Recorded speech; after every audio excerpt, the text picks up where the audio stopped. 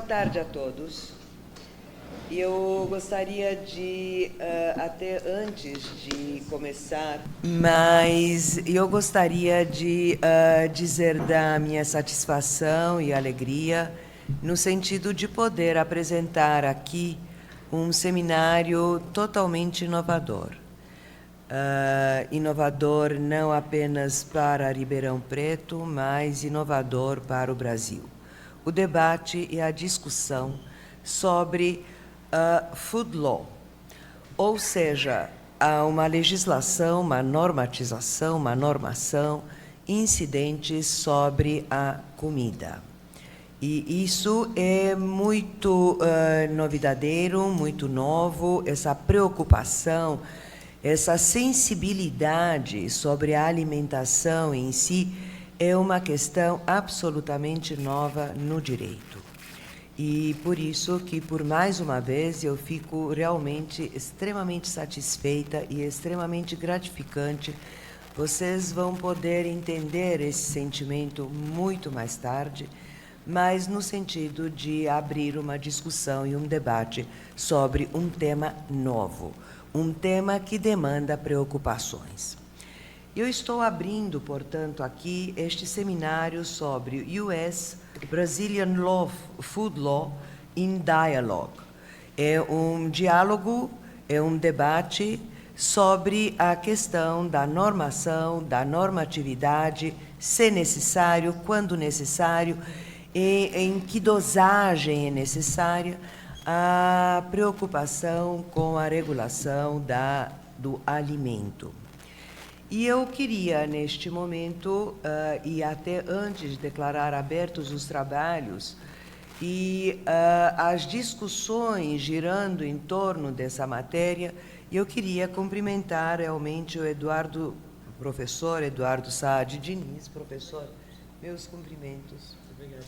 Parabéns, porque foi dele a iniciativa de trazer aqui e tornar essa escola, a Escola de Direito aqui de Ribeirão Preto, USP, um palco para a discussão deste tema, dessa novidade.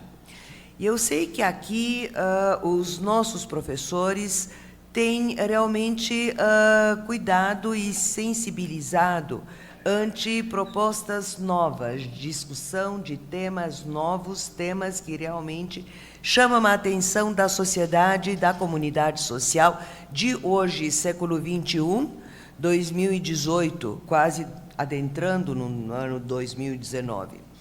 O professor Eduardo Saad Diniz é um deles, e, na realidade, traz este cenário, essa discussão, e, para tanto, não apenas traz o debate sobre esse tema novidadeiro, absolutamente novidadeiro, que instiga e preocupa tanta gente hoje, mas traz também o professor Brian Fink, da Universidade de Harvard, e o que mais chama a atenção é que, junto à Universidade de Harvard, pela segunda vez, eu e vocês, não sei se vocês já viram, mas ele dirige e coordena os trabalhos de uma clínica.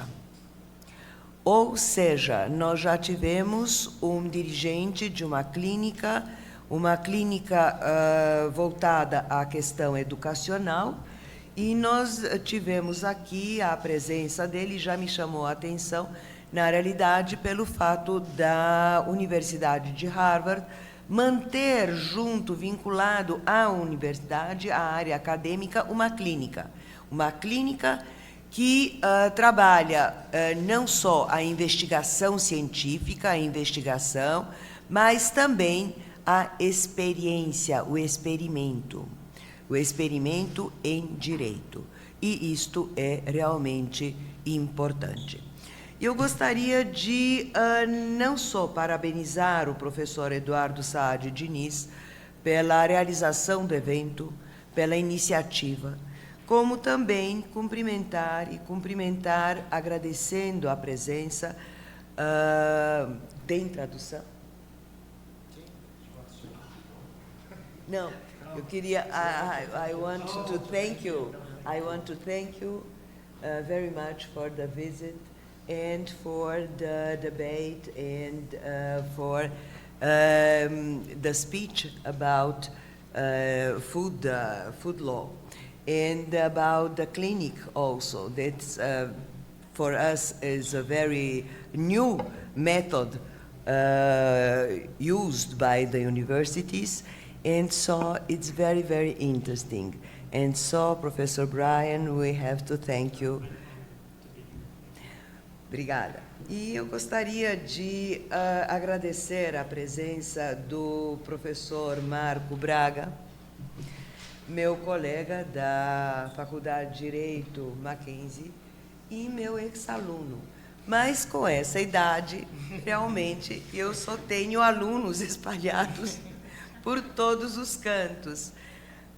Professor Marco, muito obrigada pela presença. E é também extremamente agradável participar de uma mesa e dividir a mesa hoje com um aluno meu, que foi aluno na graduação, né? Então, e eu queria também agradecer a doutoranda Victoria. Victoria, muito obrigada. Obrigada pela presença, obrigada por... E também, como eu vou deixar também algumas tarefas, e a grande tarefa é realmente debater não só a questão do food law, mas como nós, aqui em Ribeirão, podemos também abrir, estrear neste compasso das clínicas vinculadas às universidades, clínicas vinculadas à área acadêmica, clínicas que visem o estudo, a pesquisa e o experimento. Na realidade, isto é muito importante. Professor Eduardo, eu deixo a presidência aqui com o senhor. Olha, declaro abertos os trabalhos deste seminário e muito sucesso.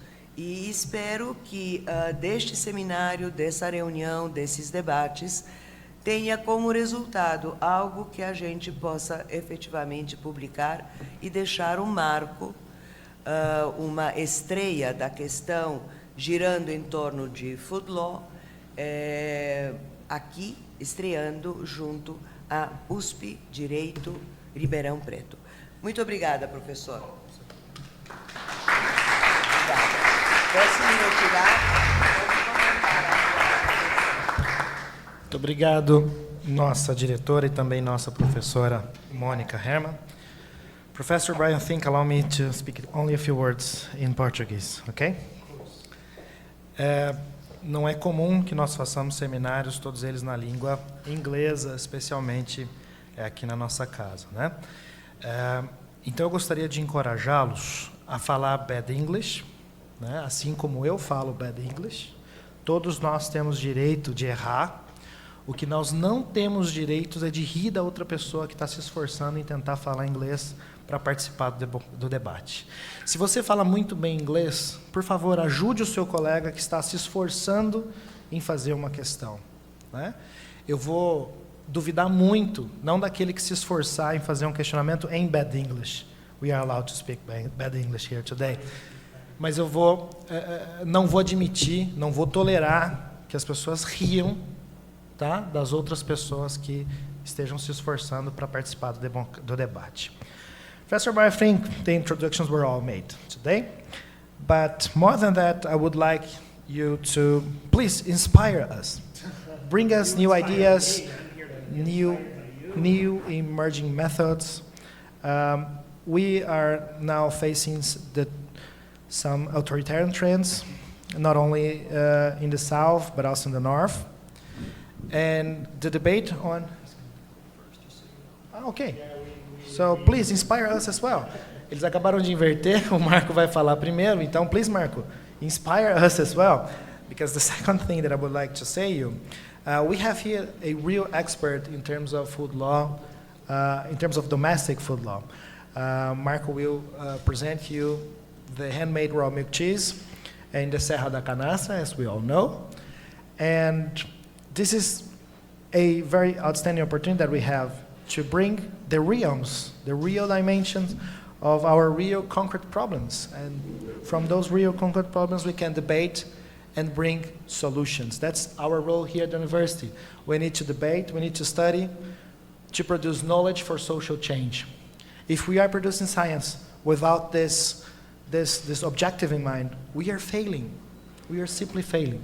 So please, Marco Aurélio Braga, meu querido amigo, colega de faculdade, hoje brilhante advogado e pesquisador na área, the floor is yours. Obrigado, Eduardo. Thank you. I'll try myself to do it in English and already for excuses for my mistakes.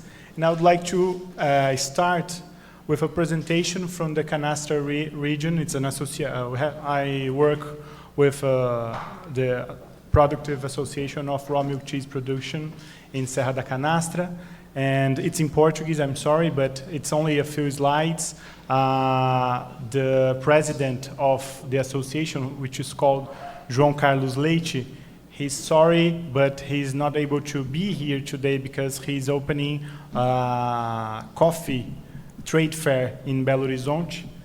So he's not able to be with us, but I'm only presenting the main aspects of the region and why and from which perspective we are talking about. Because when you talk about food, we also talk about people. When you talk about food, we talk about land. We talk about what we do in our region, at home, what we eat, our costumes, our culture. And if we don't have a face for this, it's very easy to lose our memories, to lose our culture, and to get to know why our parents ate canastra cheese, why and how it is produced. So I'm wondering if anyone of the audience would distinguish from an industrial cheese, which is also called canastra in the illegal market, from a traditional raw milk cheese from canastra region. Maybe later, if you visit Mercado Central, which is we have a lot of popular markets in Brazil that they sell this kind of same canastra cheese, but it's canastra cheese from different regions. So we have a specific way on doing this that has more than 200 years of history. And I'd like to, first of all, introduce you to this agenda, and afterwards I will present some dilemmas from a law perspective. How do I use to, okay. Let me see if it works. Okay. So here, it's a very beautiful region of Brazil. I do have it here if you want also to, I'll do the same. It's a very nice and beautiful region of Brazil. It's in the south part of the Minas Gerais state. It is well known about this. The Serra is the mountains, and they have they did the association in the early of 2000. It's 2002. They started the association to work with the raw milk cheese production in the area. So now we have a geography indication, IP of the region that is involving 7 different municipes. It's difficult, cities. It's difficult to see. Oh, I have to change in both. I'm changing my computer and not here. So this is the region. We have 7 different cities that belongs to the area indicated. It's already registered at Instituto Nacional de Propriedade Intelectual, or Intellectual Property Institute here in Brazil. The region that has, the city that has most producers is called São Roque de Minas, which is at the bottom right of this map. It's a little bit, they decided to do something beautiful, but not very easy to see. But I'll do some main overview about the region. The production of cheese started in the end of the 18th century and the beginning of the 19th century. The production is started as mostly to consume for the families. They don't have a production to the industry. They don't produce to the cities. They produced cheeses for their own consumption. After that, how do we get the cheese that were made in this region to São Paulo, to Ribeirão Preto, to Franca, to the other regions?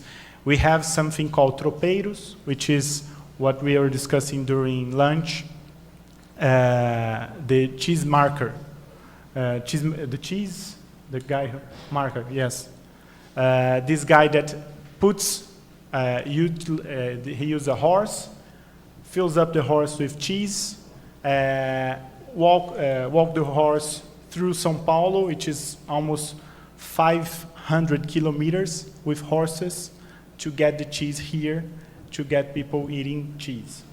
It went this way until almost until 1950s, the 50s and the 60s, when it started to have federal and state roads. So families did the cheese, they consumed the cheese, and afterwards, what left, they exchanged cheeses for other products. So for other goods, like they exchanged this for coffee, they exchanged this for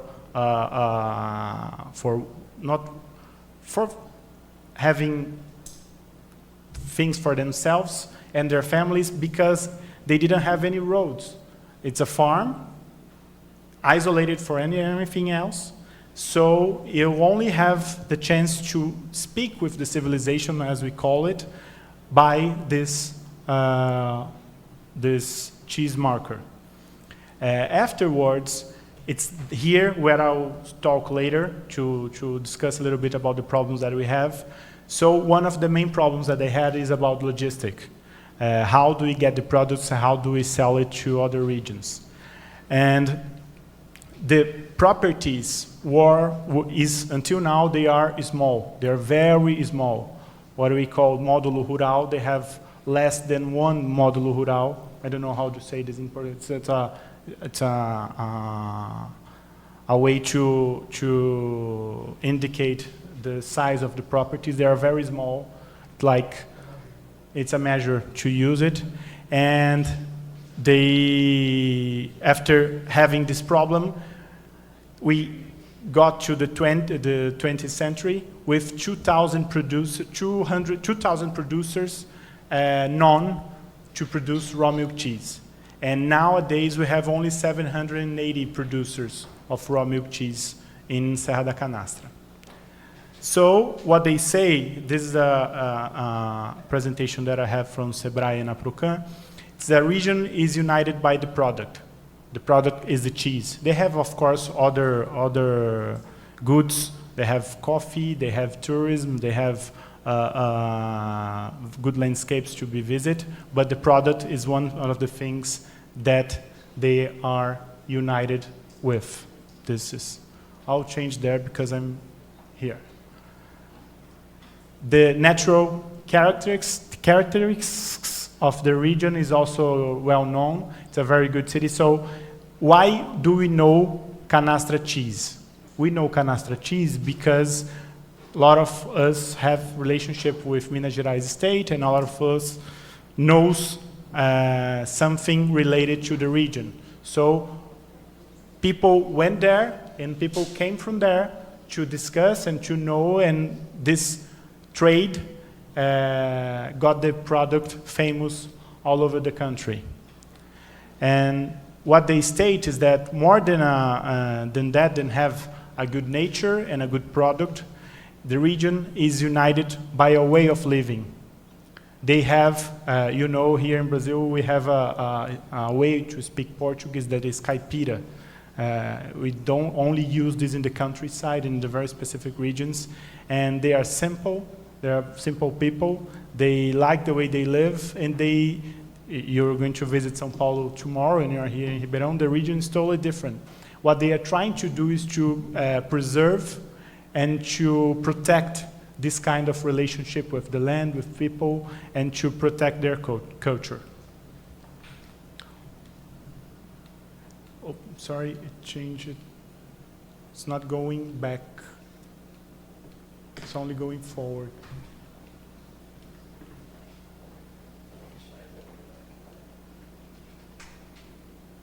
No, two more, one more. That's right. What inspired them is to live in camp, to be in time of nature. They don't use clocks. It's very unlikely for you to get an appointment there. I always, at the beginning when I used to go there, I say, oh, what hour do you meet? Oh, after lunch, or before breakfast, after the rain, before the rain, because the time is different for farmer producers, and they respect that a lot. Where cheese is the expression of their work, their history, and their lives. And they are willing to protect that. They are preserving their origin, living in an artisanal way, in a mineira way. I don't have any translation for that, and a simple way. So being simple is difficult when you are willing to sell products to markets as developed as in São Paulo, or to export this kind of product forward. So to sustain or to protect their way of living and to get in touch or to sell their products to this market, they are working in an association with the support of SEBRAE, and they did a lot already. They organized the producers. I just mentioned that they started with 2,000 producers in the 2000 year, and nowadays they have almost 800 producers. So it's a very big decrease. So they organized this in order for us to not lose the culture. They have the culture of cooperation that's very strong among them. They have a diagnosis of the region. So they had a very active consultancy from SEBRAE to start the IP registration. They developed and they created the identity of the region. So it's very unlikely for us to get to know through a presentation well done like this. It was not me that did it. But that's why they had the support from SEBRAE, from other organizations, to help them to foster how they would work with the product in order to not disappear. They were about to disappear, and this is one of our main aspects of the culture of Minas Gerais. And they are the producers are dealing with costs, the cost dimension of the production. So they have courses, then they have classes from people from SEBRAE to know how to work with the farm. What they are, I don't know if it changed. Yeah, what they are doing right now is to develop their identity and their trademark, to access new markets, to explore the IP as it is, to foster their technical capacities, to connect directly the producer with the consumer, to attract tourism, and to spread their identity throughout the country. Because it's very difficult, and as I was saying, if you go to Mercado Central in Belo Horizonte, you would see a lot of people saying that you have a canastra cheese from Araxá, which is a different city, canastra cheese from Salitre, canastra cheese from a different region in Minas Gerais, and that's not correct, because you can only produce the raw milk cheese in this way in these 7 cities in this micro region. So, how will what they are willing to achieve? They are willing to add value to their products by differing it from others. So if they would like for you to have the sense if you are eating a legitimate raw milk cheese from canastra, you would have to fill it.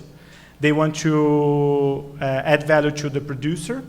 They also want to add value and develop the region, the territory, and they want to protect the origin. They want to protect the way of their living. How they want to do it? They want to also sustain their tradition, to have, for us not to be ashamed of this, oh, you are from Canastra. At the past, it was normal for people to be ashamed of the region they belonged. So nowadays, it's different. They want to express their lifestyle of the producers. They want to guarantee the protection, the quality, and the commercialization of the raw milk cheese. And they want to develop the region through the cheese production. So this is Cascadanta at the, oh, again, I changed it here. At the end, this is Cascadanta, which is one of the most famous cachoeiras, which is waterfall, which is one of the waterfalls, most famous waterfalls of the region. And I would like to invite you to visit the site, the website, Queijo da Canastra. You can find more than 25 or 30 histories of the producer. So you can go there and to know João, that I spoke about him, João Leite. You can know about other producers. Guilherme was the first raw milk cheese producer from Brazil who won a silver medal in a concourse in French in 2016. There are a lot of histories over there. And that said, I would like to briefly go through my presentation, and what I like to discuss with you is that why, starting with a question. Sorry. First of all, I'm talking here about one perspective that is related to the lifestyle or the way of the producers are relating with the theme.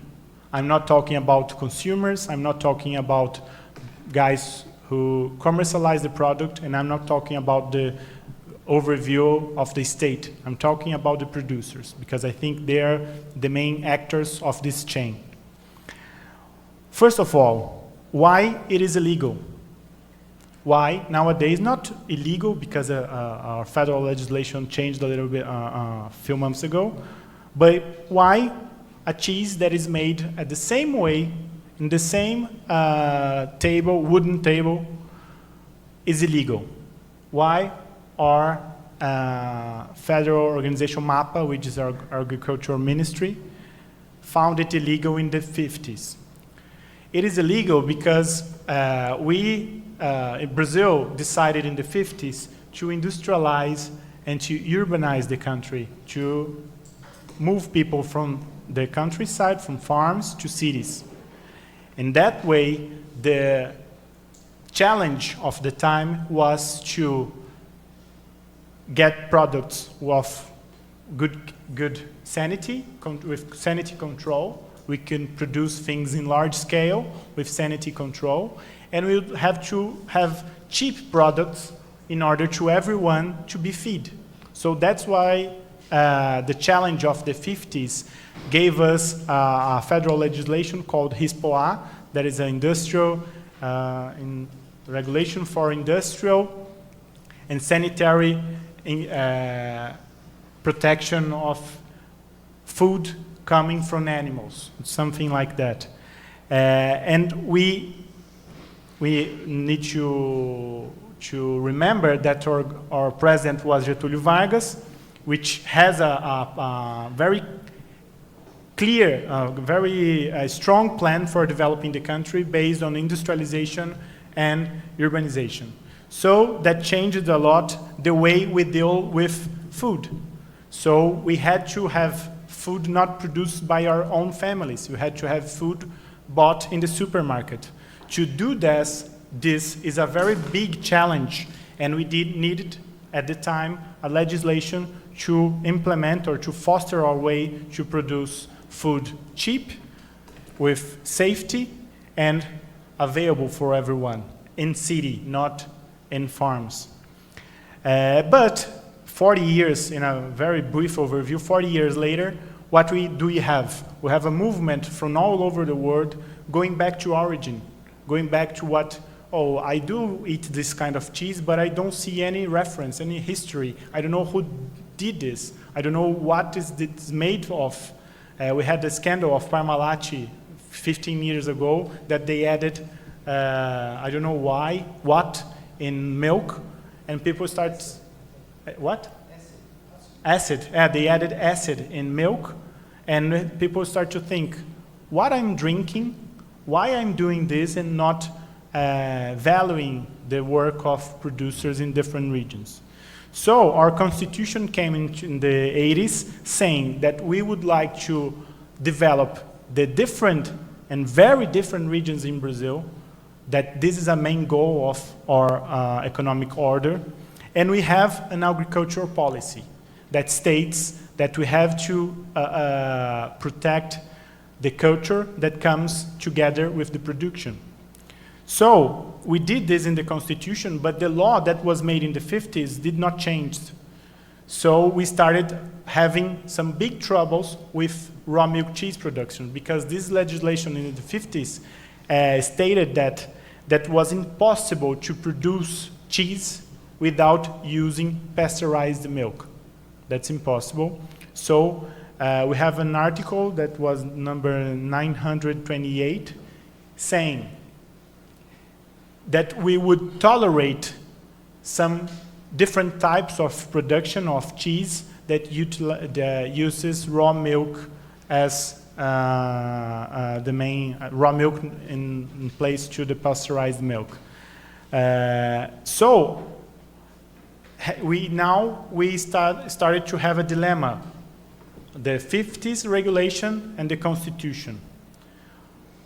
And having this problem with another actor coming to scene, that is the federalism as we are organized. Because we have a federal law that is from the 50s saying that we have to produce industrial food for consumption.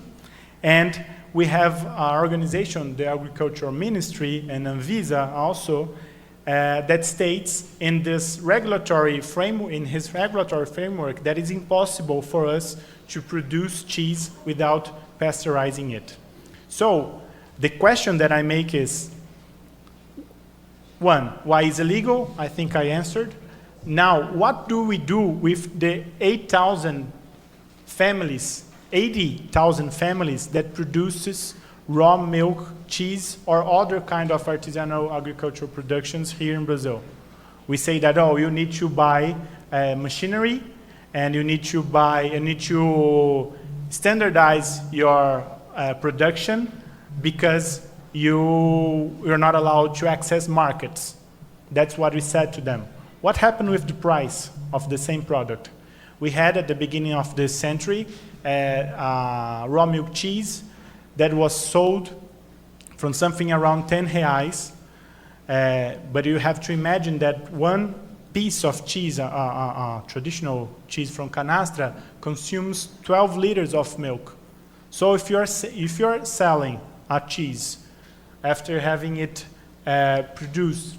being produced for 7 days, and you earning 10 reais for your work, you can imagine why we had 2,000 producers and now we have almost 800, because it's impossible to have a life out of this situation. And what are the problems that we are facing now? We have to act as a use our federalism to work for this kind of production.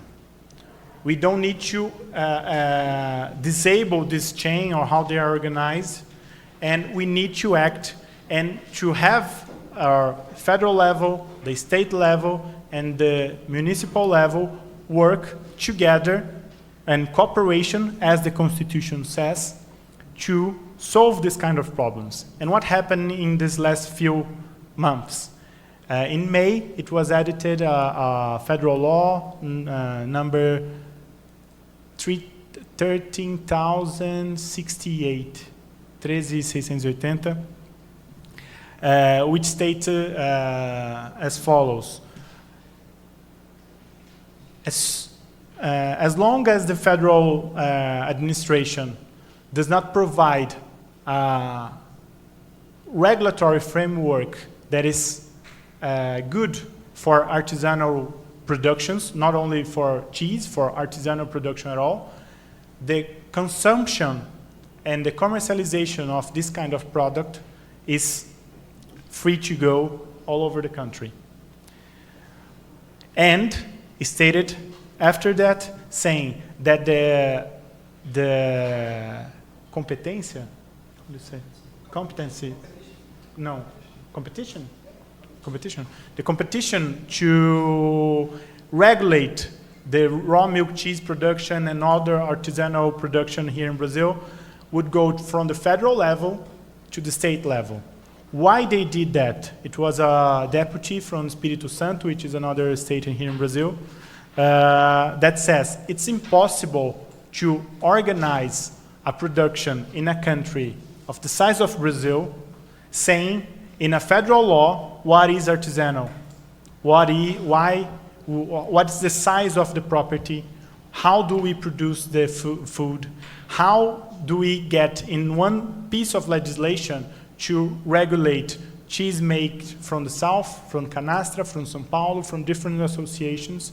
It's impossible. So that's why they submitted to the state level this discussion. And now we are working with the states. São Paulo has the CISP, which is a SISP, which is the state level organization to regulate the raw milk cheese production. And it's not here in São Paulo, it's under very specific and tough conditions we can produce raw milk cheese. And Christophe Faraud was supposed to be here today to discuss this. He sent me his presentation. Maybe we could discuss that further.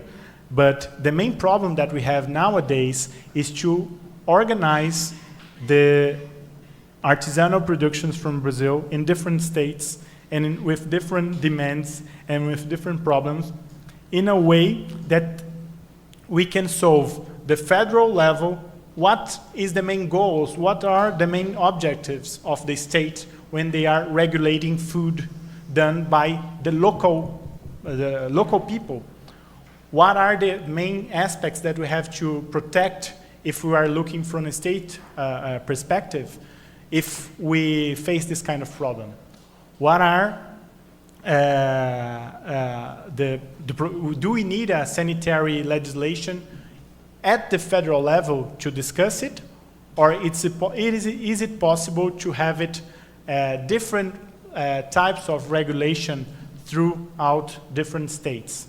That's one question that we have to point out.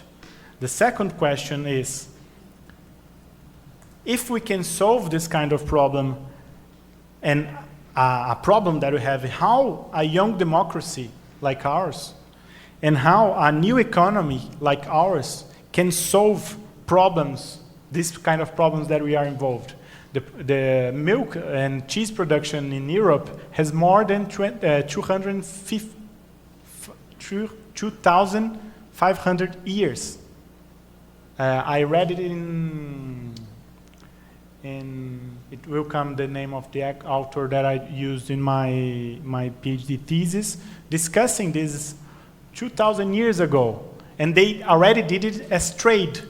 We did it trade with currency. We are doing this for the last 20 years.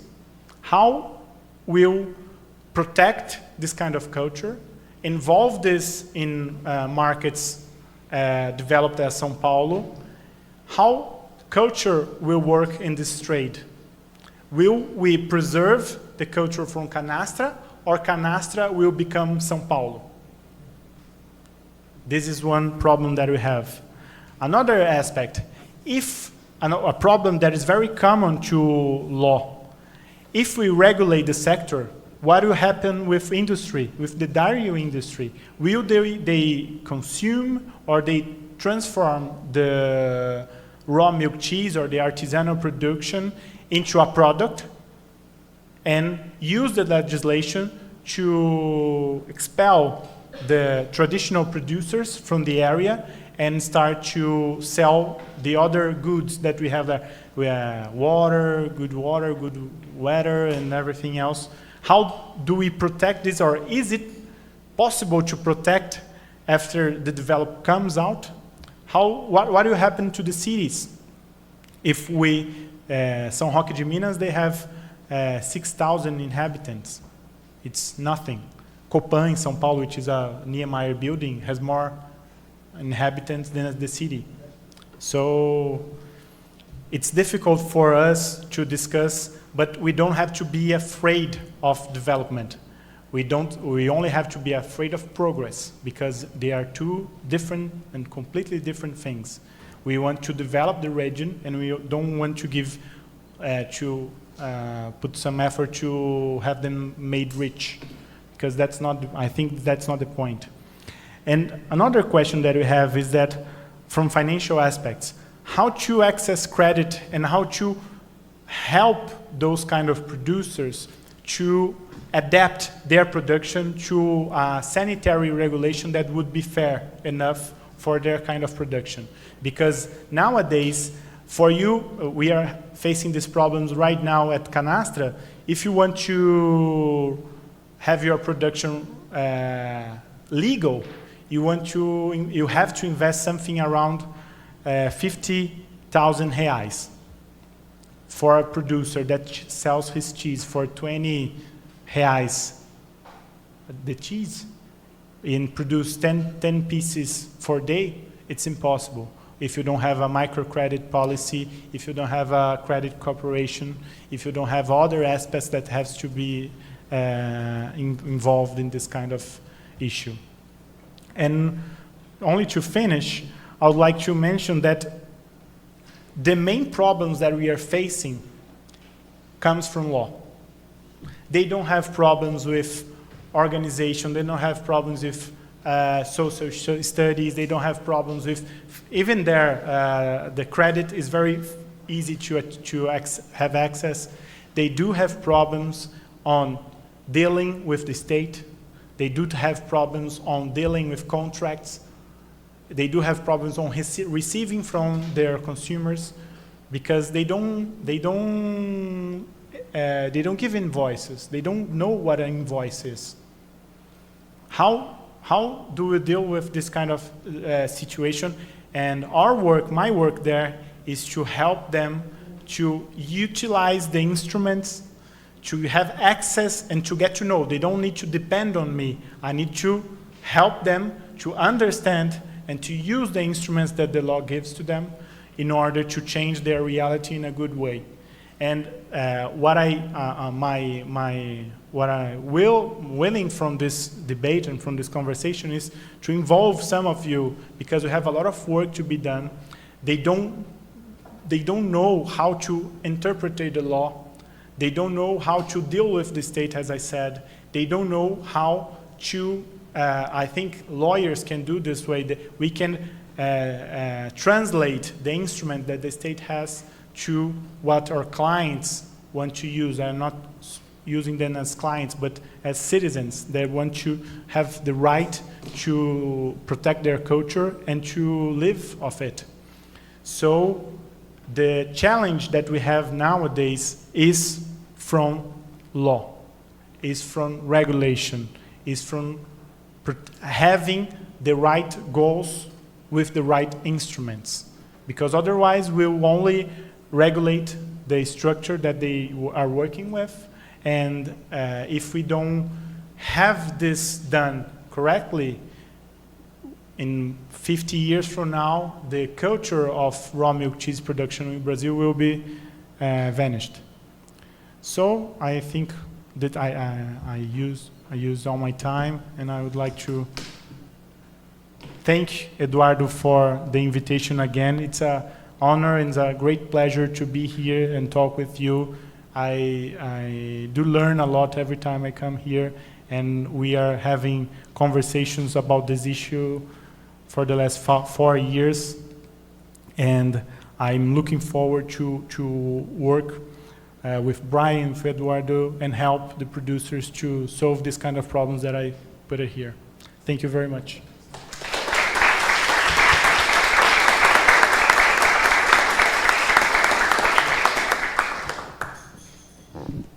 Wow, thanks for the outstanding presentation. We have many questions and answers to pose to you, but we will be posing all questions, if it's okay for you, after Brian's presentation, okay? Professor Brian Fink, it's really a great pleasure to have you here at the Ribeirão Preto Law School.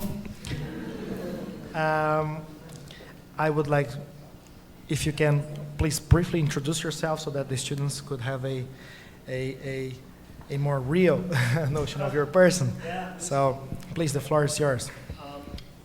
First, do I have to use the microphone do I use it for? It's okay. But for example, do I need it? No, for the records, I do need it for the records. Yeah. So sorry, you need I ask because I hate microphones.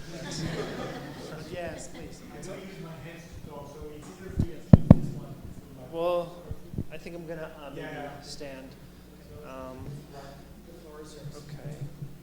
Well, okay. So I think you are lucky to listen to Marco, and unlucky to listen to me, for 2 reasons.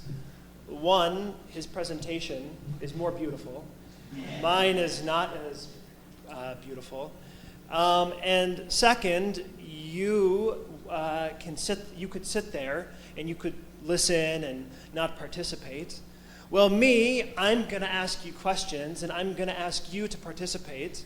When I was a law student, I remember the professor would have a speaker come in, and I was so happy because it meant, oh, I don't have to talk, and I could go on my phone, like I could go on the computer and like not pay attention. I'm sorry you're not lucky today. Okay. So my name is Brian. I am originally from a place called Seattle. It's famous for Nirvana. I feel like I meet people, they say Nirvana. And I'm very interested in food. My earliest memories are with food, with fishing, with my father, my grandfather, etc.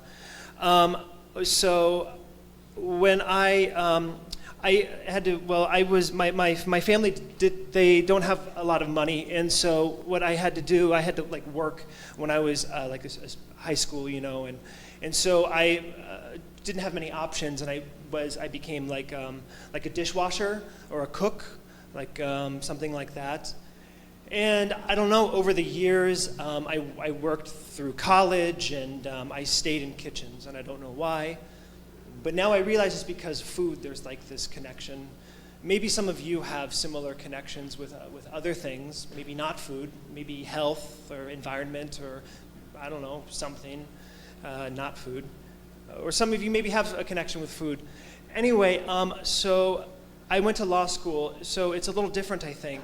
Here are most of you undergraduates. Yes? Yes?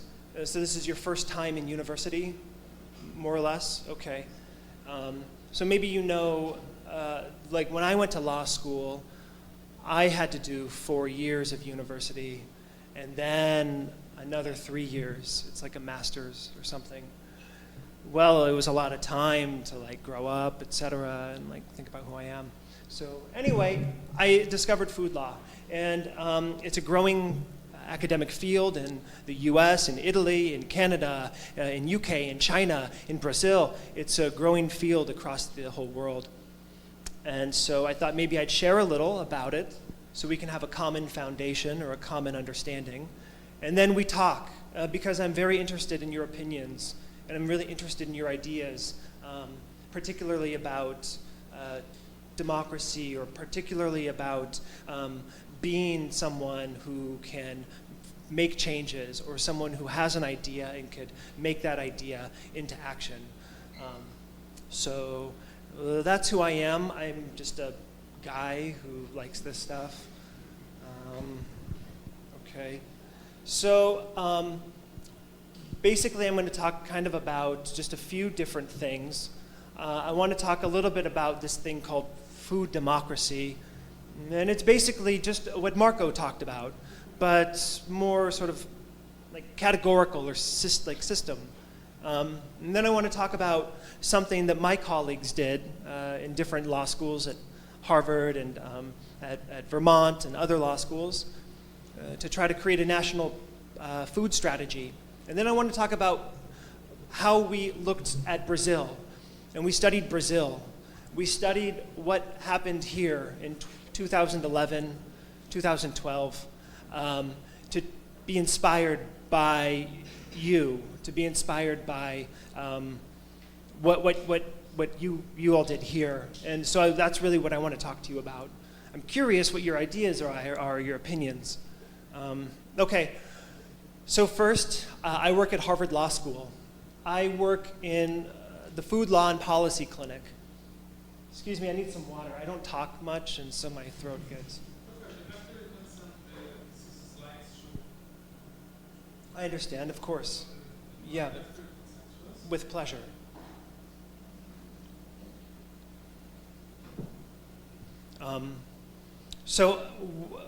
Maybe it's different. I spoke with the dean about law schools here, and this is maybe a different sort of system, but at law schools in the US, we have more or less two different ways of teaching. We have doctrine, research. You sit in class and you learn about law and you go to sleep. And then we have experiential, and that's where you work with clients. You work on real projects. You you're using your research methods in a way that makes something useful to a real person, not just to get a grade or a nap. And so I work in the experiential area. And specifically, I work in this thing called the Food Law and Policy Clinic. We've been working for 10 years, and we are the first one in the US, but there are now more. It's very basic. We have two purposes. One, to educate, as I said, and to provide these opportunities to students. And the second is to work with real people on real problems in the food system. So these are some examples of some of the sort of publications that we produce. We produce things for nonprofits, like people call us, hey, I want to do this, how do I do this? We provide little basic advice. So, but the way it works is we sort of look at the food system sort of in different components, but as a cycle more or less. And you could apply this model really to anything, but that's how we look at it. So we look at the whole stage of food, from growing, from processing, harvesting, et cetera, to selling, and then to consumers, and then to consumers throw it away, et cetera, and it's back to the beginning. And so, as I mentioned, this is an area that's been growing a lot around the world. We're just one little piece in a huge world of pieces. I'm not going to be, there's a lot of information, and if you want, you can read it later. I'm not going to talk much about it, because like I said, I want to hear what you say, so I'm just going to go sort of quickly, if that's okay. So we've been doing this for 10 years, and over this time, we've seen sort of a pattern emerge. And so what this pattern is it's like what Marco was talking about. Marco talked about needing help with the cheese producers. Marco, you remember.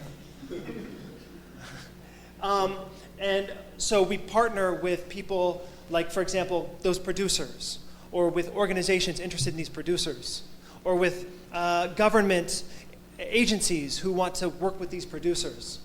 But it doesn't have to be cheese. It could be anything you eat, anything you drink, whatever. And so this is an example of some of the different partners that we have. We work, for example, with local governments, state government, federal government. We work in the indigenous area, like the different reservations. We work with small businesses, community groups, etc. Our work is driven, our work arises from what they want, what they need. We don't direct it, we just respond to it. And in the whole, this sort of movement, and Marco talked about this sort of like origin-based food movement, is really what people are calling food democracy. And essentially, it's this idea that people can say, I want my food system to be different. I want alternatives, or I want to be able to produce raw cheese, and I want to sell it. It's healthy, it makes money, it's important to my land, and it's important to my community and me. So essentially, this is what food democracy is. It's an alternative to other food system models. That could be maybe industrial regulations, mono-agriculture maybe. It could be just larger scale food operations. The point is that it's varied. So these are sort of some of the traits of food democracy. I know these can be a little hard to visualize, and I don't want to spend much time on this. But basically, these sort of four traits of what food democracy is. There's participation, and that's the idea that people are going to participate, because it doesn't work if you don't participate. Yeah, well, I mean, you can like buy something, or you could like eat something, or you could do a particular activity, and maybe there's some indirect consequence, but it's really about participation. And then this idea of skepticism. Don't believe everything you hear. I hope you are skeptical of me. For example, I hope that you don't trust everything I'm saying, and I hope that you challenge it.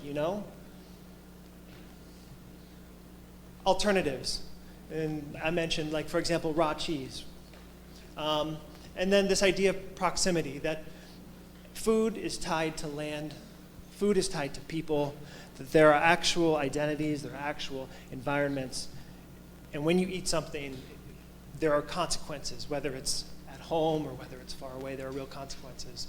So these are just some examples of the food democracy in the clinic. I'm not going to talk about them, but it's just different sorts of work that we've done in the clinic over the 10 years. So food democracy, at least in the US, is Marco talked about this a little bit with the regulations and this sort of, there's not a good time, or there's not really, yes? Oh, you'd like to hear it? Okay, sure, okay, sure. So these are different areas that we work in. We work, one of the biggest areas is food waste. We work with Congress, the US Congress, on developing policies to encourage more sustainable systems of food waste, food loss and food waste. For example, we've provided some advice to different states who have particular policies, legal guides. We also have different ways of promoting diverse participation in the food system. Many people come to us, many different communities, maybe minority farmers, or we had Navajo Nation come, and they had questions about how could they have a more empowered food system. So we research and we interview, etc. And then we put together a free legal guide for farmers and food entrepreneurs. It was totally free. It was a lot of work. It was a pain. It was a huge pain, but now they don't have to go pay a lawyer so much money. They could sort of figure it out on their own. They're smart enough. So these are some examples. And there are others as well. I'm not going to go too much into this, but basically this is sort of a transition into this idea that maybe, given that this is occurring, it's occurring here in Brazil, it's occurring everywhere in the world, to be honest, that maybe we should think about at a national level, maybe we could have some kind of, strategy or something to have a more friendly legal system for food democracy. And these are some examples that we have. But now I want to move into what my colleagues have been doing here. So I think this is very similar in Brazil. I'm curious, so I want to ask a question. Are any of you interested in food? Like, do you have interest in food? Any interest? Some? A little? How about environment? Any environment? A little environment? Okay, health? Any health? Security? Maybe a little bit. How about business? Any business? Government? No. Not me. Academic? Any academic interest? Okay. So basically these agencies sort of represent all different areas, you know, of interest. But they also represent, they all touch food. All of these agencies touch food. I mean, like, you know, like the people who collect your taxes, or like the people who guard the borders, the people who are, do national parks, employment and labor. They all touch food. They all have these policies that affect food, and people like the cheese makers have to think about these things. And I know it's similar in Brazil, that there are different agencies who regulate food, and they have different policies, et cetera, and it can be confusing. So there's a lack of coordination at the federal level. There are also conflicting laws and policies, and don't need to be specific, but they exist and they're really annoying. So my colleagues, they were really concerned about this, and they've been thinking about it for several years. And they decided that they would create some kind of national food strategy. And what they did was they looked first at, do we have similar strategies here? And second, are there countries that have national food strategies? And so these are some that they identified here. And so these are just some of the examples in the US where there are national strategies. For example, environment. There was this big law passed in the 1970s that was this really sort of crazy idea that you could make a system out of environmental policy, but it was a win for environmentalists. It's called NEPA there, but it's been, it was extraordinary. It was an extraordinary bipartisan effort. But there have been also policies related to other things as well. So this is maybe an example, one example I could think of with food, where there was sort of this democratic process, but it was very specific, and the agency controlled the narrative. The agency was in charge of saying what are we talking about. These are some of the lessons that they came up with. But we also looked at international food strategies. And I'm really curious about Brazil, because there is a lot of English publications on this particular policy. I'm reading a book right now, unrelated, and the author talked about coming to Brazil in 2011, and he went and saw the president, Lula, speak, and he was so energized, and it was like this big inspirational moment, and it was about this year. It was about national food nutrition security policy. It's been a very inspirational thing. I'm curious, has anybody heard of this at all? At all? None? Nobody? Maybe there's a Portuguese translation that I'm terrible, I'm so sorry at Portuguese, but, well, okay. Nobody has heard. I did. Marco, who studies, interesting, okay. That's so funny. Well, okay, I give up, I think, okay. So anyway, so my colleagues sort of studied these different international models, and they came up with some ideas that they could think about in terms of learning from them. And they developed this report here. It's pretty big. There's a big website, et cetera, and they're trying to work with members of Congress on developing a more uniform idea about how to support food democracy, how to support producers like the cheesemakers. So, whoa, that went all over. Okay, and so so this is where I want to talk to you now, really. So this is more or less, this is very basic, but as far as I understand, and I'm not very smart, so as far as I can tell, according to this, this was created in 2010, and it was part of, okay, what is it, Zero Hunger? Okay, so you do know this. You do know this. Okay, this is related to that. Okay. Oh my gosh.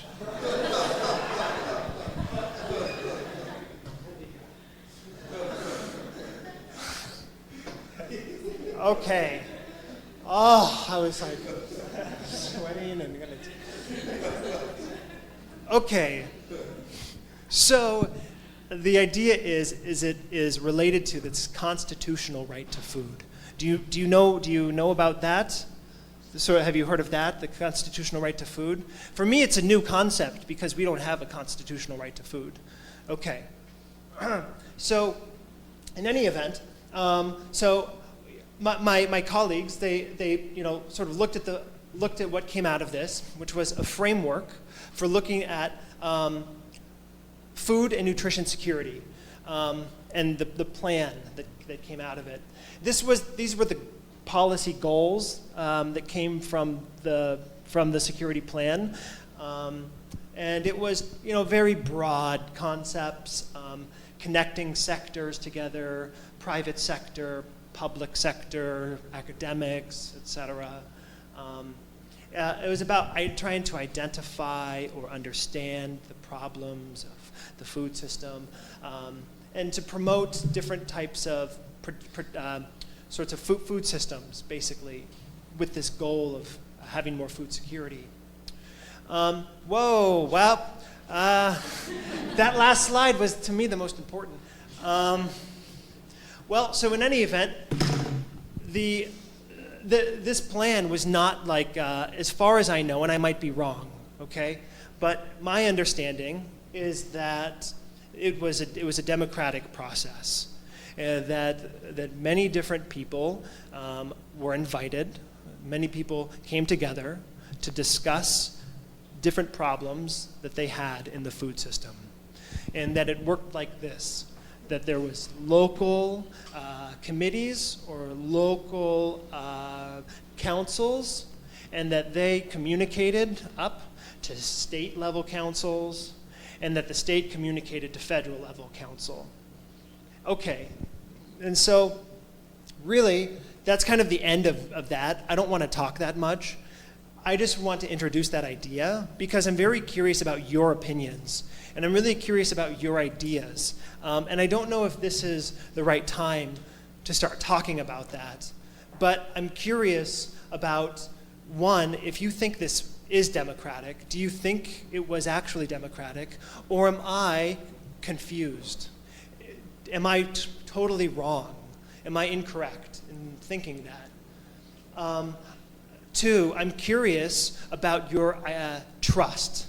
Do you trust the process? Do you think it is legitimate? Do you think it's transparent? Do you think it's accountable? I'm curious with these because, as I mentioned, my colleagues are working on this strategy plan, and there are lots of, well, we're okay with figuring out laws, but what about the process of that, the process of democracy? And that's what I'm curious from you, your opinions.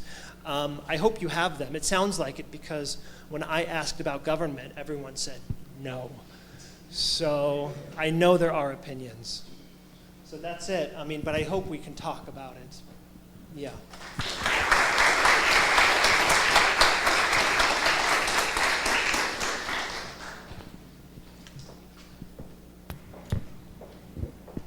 Muito obrigado. Thank you, Professor Barthink, for the amazing presentation, for the inspiring thoughts. Before we start the questions and answers, I think that Victoria Laurentiz should break the ice for us. Victoria, please, break the ice. Bring us challenging questions. Okay, so I would like, first of all, to thank you, Brian and Marco, for posing those challenges for us. It's really a pleasure for all of the law school to receive you here and hear all those interesting ideas about food law. And actually, I have questions for both of you. I'll start with you, Brian.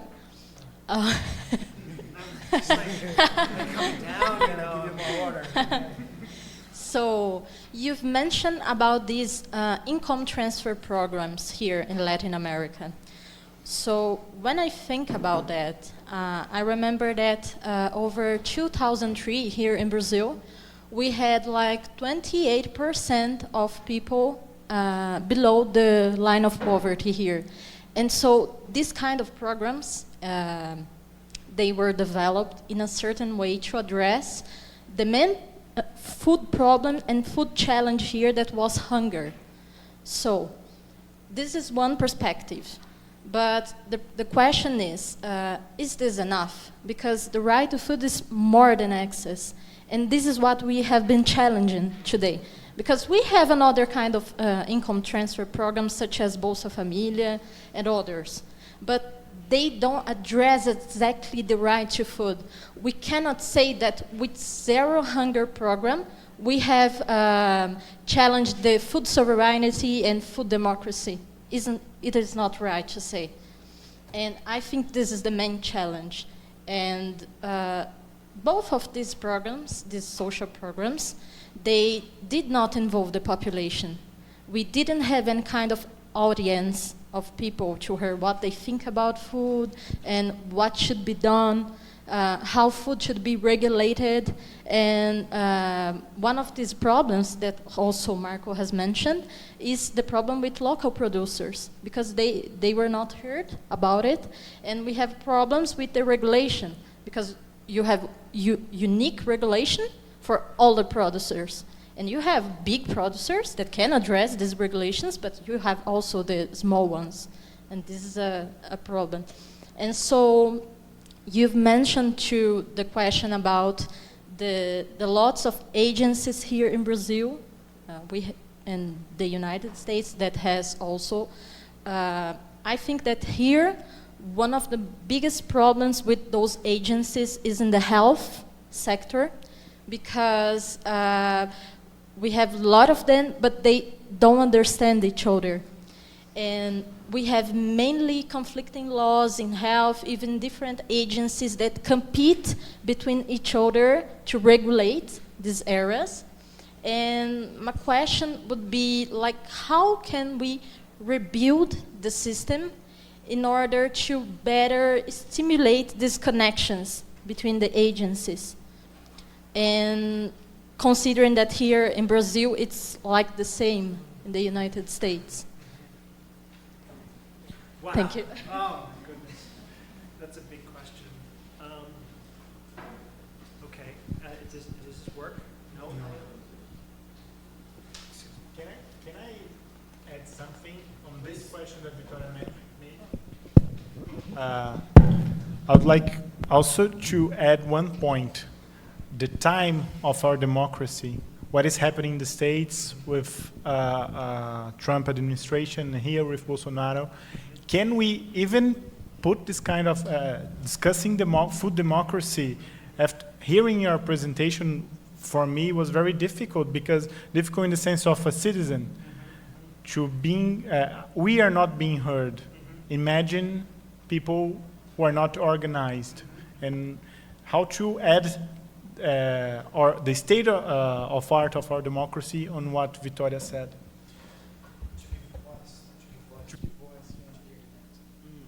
That is those questions are so big. Oh my goodness. Wow.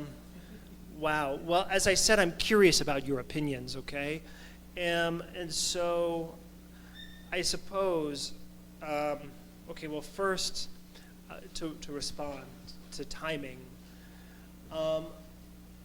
Okay, so our previous president, President Obama, okay, let me back up. So it might be similar here, but the federal agencies are under the president, Okay, is that similar here? Okay, so the president can control, okay, president has influence over agencies.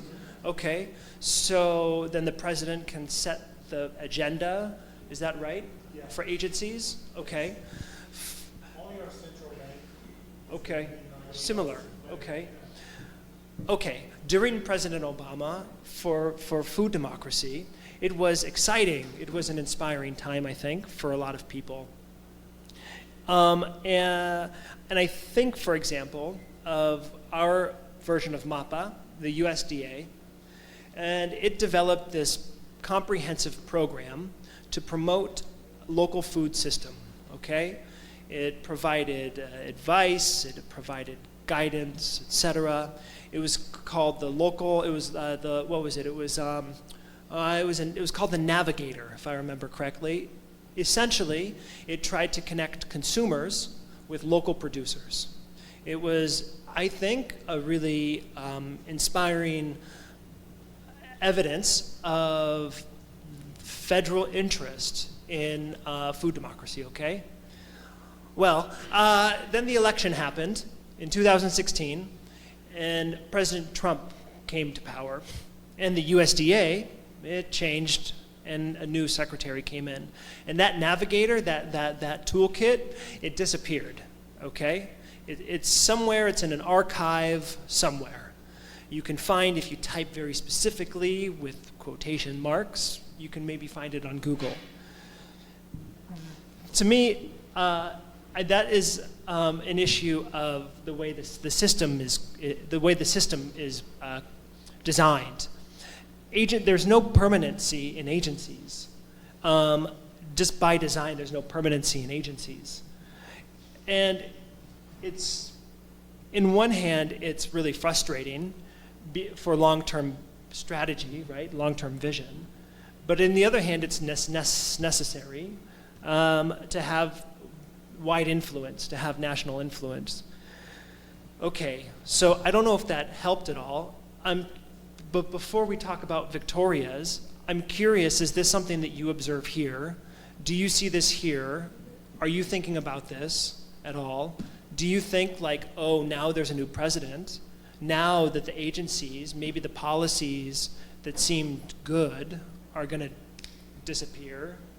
It's worse than you can imagine, because all this program that we talked about zero, and with this new president, I think all that we have created can end so fast. Mm-hmm. Me and my co-workers with the article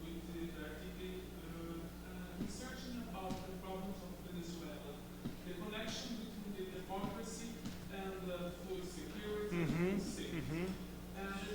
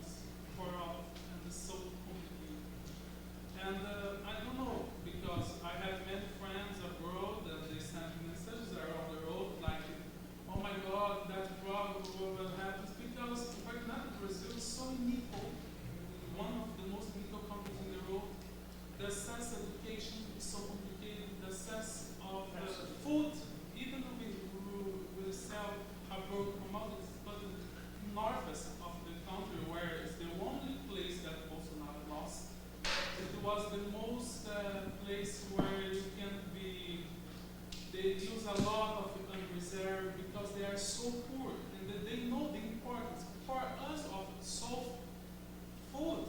We have food, a lot of food. We are from a place without many problems of poverty, but the people from the north of Brazil, they don't have food. Even they sell food abroad.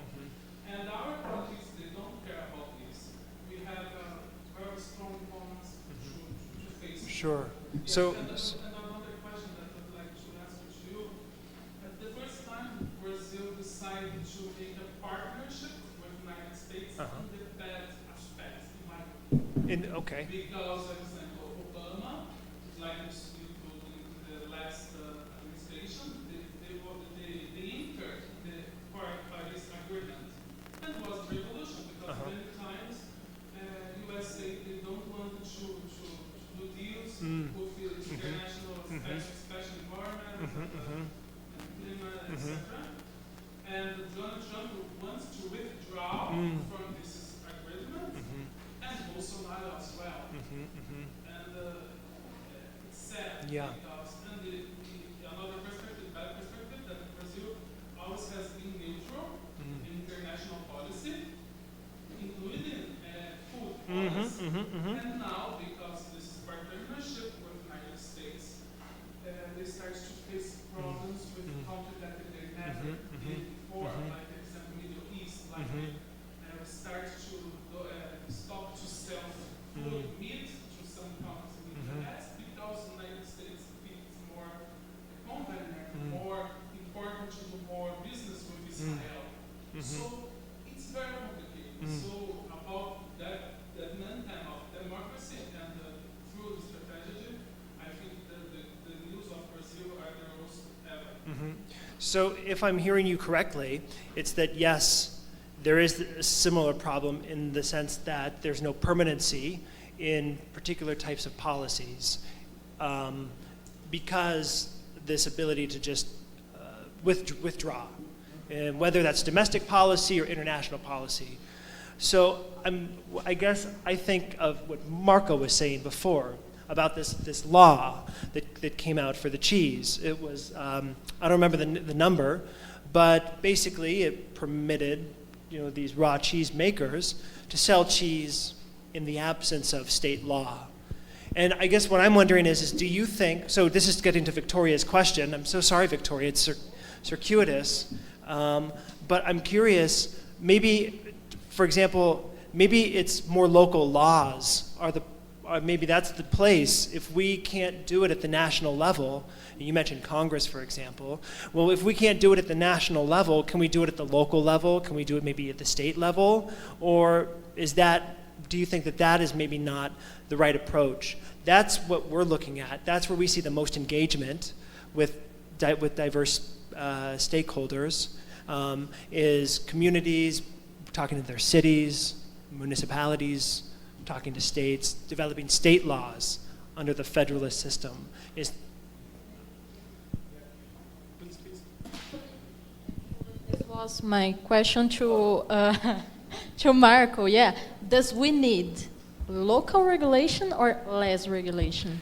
Yeah, about that. Because when you mentioned the example about the milk cheese, actually, you told us about the construction of food habits. And so thinking about that and the difficulty of food producers to address this regulation, what do you think? It would be better like local regulations? Because here in Brazil, we have the milk cheese and we have a lot of other local productions of other like indigenous people at all and other communities. Yes, how would that be? Like we had a lot of local regulations or less regulation for that? Yeah, very interesting question, Victoria. I was thinking about when Brian was answering to your question about the democracy and the process of democracy when we legislate. What happened here in Brazil to have us approving the federal law was something very specific because we had 9 or 12, I don't remember by heart, different projects discussing raw milk cheese production regulation in Congress. But the deputy that approved this law, he used very unusual paths through the debate on Congress to have it approved in a record time. It was I had the opportunity to interview him for my PhD thesis, and it was very interesting because he said to me, Marco, if I would add to the summary of my project saying about raw milk cheese, artisanal production, it wouldn't move forward in anyhow, because the Congress is built up in strong structures and deputies that goes for or against something. And he said that he needed to use several instruments in the regimento interno. How do we say that? Regimento interno da Câmara. Regimento interno da Câmara. Huh? The internal regiments of the deputy House of Deputies here in Brazil to move forward for. So he got the law approved without using our democracy system because it wasn't discussed in any commission. He could move. So it is a demand from local producers, from a lot of people, but to have it approved, we had to use a different way.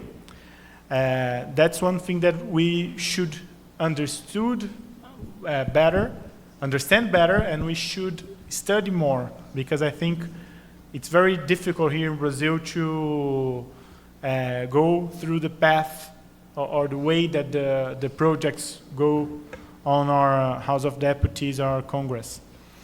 And answering to Vitoria's question, I think it's one of the questions that I would like to answer in my thesis, but I didn't. I think after discussing it a lot, we have to go back to planning. We have to go back to goals, national goals, what we want to do as a nation, what we want to do as Brazilians. Because if we don't decide in a democratic way what we want to do, it's impossible to discuss the instruments. Because, is democracy good or bad? Is it good? Because we are lawyers and we are law students, and we love to discuss the instruments. And it's very important to get to know them. But if we don't have goals, if we don't have democracy to help us building that goals, it's impossible. And even if you have the better instrument of the world, it wouldn't work. That's why we have to use I like Celso Furtado and his theory, because we need to understand the characteristics of the underdevelopment country like Brazil. We need to understand our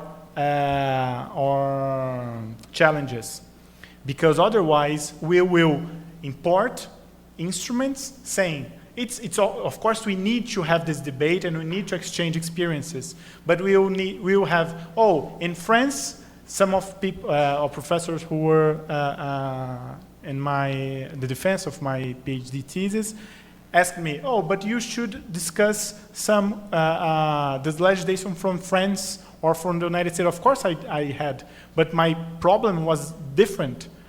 If we import this kind of instrument and not get to know what are people discussing, deciding, and doing, it is important.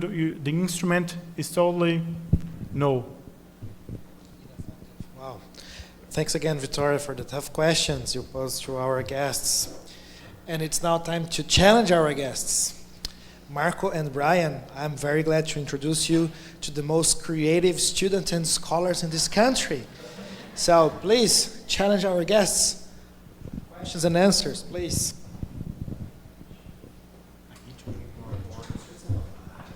Hi, I'm Ian. I'm a first-year student here at the university. First of all, I would like to thank the the two guests for such a wonderful presentation.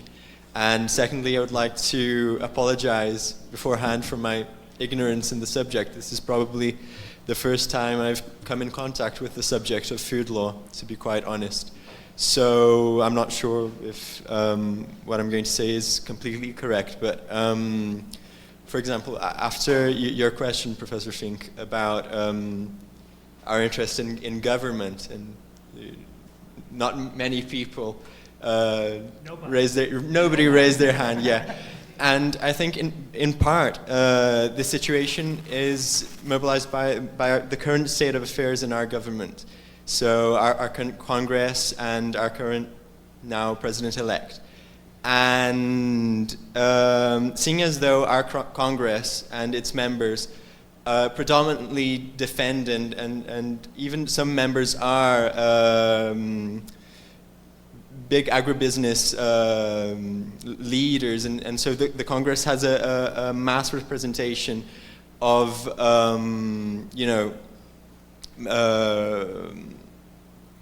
defenders of the big food industry and big agribusiness. It's hard to think that the Congress and our government would enact new laws and new regulations in order to advance food democracy. And from what I understood, food democracy goes through sort of a regionalization of production, and so basically my question would be, seeing as though our government now and our Congress at the moment is so moved towards the big food industry and big agribusiness, is there a way to put forth food democracy without having to wait for federal regulation or to wait for the government and to wait for maybe local governments? Because not only our Congress in a federal level, but also many governments in a state level. I'm from Minas Gerais, for example. And in Minas Gerais, our current governor-elect is Romeu Zema, which is a representative he was a businessman, and it's very unlikely that he would put forth measures in protection of small producers and local producers and things like that. So is there a way to put forth food democracy and this regionalization of production in a way that doesn't use that mobilizes people to put forth,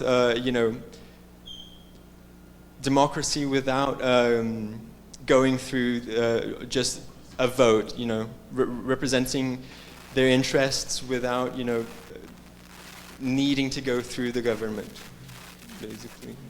I don't know if I was clear. Thank you. Please, Brian. Sure. Well, okay, so I think Marco demonstrated an example of food democracy in action. And I showed some examples that I've seen or that I've heard about, et cetera. And I think what's evident is that it's occurring, it's happening, it's growing, and you cannot stop it. You can't stop the activity because there's so many people and communities and identities at stake. And there's already momentum there, and it's been going on for decades. It's been going on for hundreds of years, as Marco has shown. And so, like on a fundamental level, like that's not going to end, as far as I could tell. I mean, it's hard for me to imagine. And so, it sounds like your question is there a way, given this momentum, to help it grow, to support it, to encourage more participation, et cetera? Is that correct? Participate, give a damn about things, like care about things. Look for information, look for data, and think about data and be skeptical of it. But I think most importantly, it's about just being involved and being involved with other people who are involved and organize with them. I know you mentioned some examples, okay? And it's like that's where it's happening now. And you don't need the law, as far as I know, to have this activity going. But the more people you have engaged, as it seems from that 2011 moment, the more people you have engaged, the more collective action there can be. And it sounds like there's a concern that maybe the pathways, the democratic pathways, are now going to be closed or something. Well, so you'll create new ones, because that's what seemed to happen. Maybe I'm naive, maybe I'm totally wrong, but that's sort of, I guess, what my assumptions are, and that's just what it seems like my observations are. I don't know if that's useful to you, but that's my observations.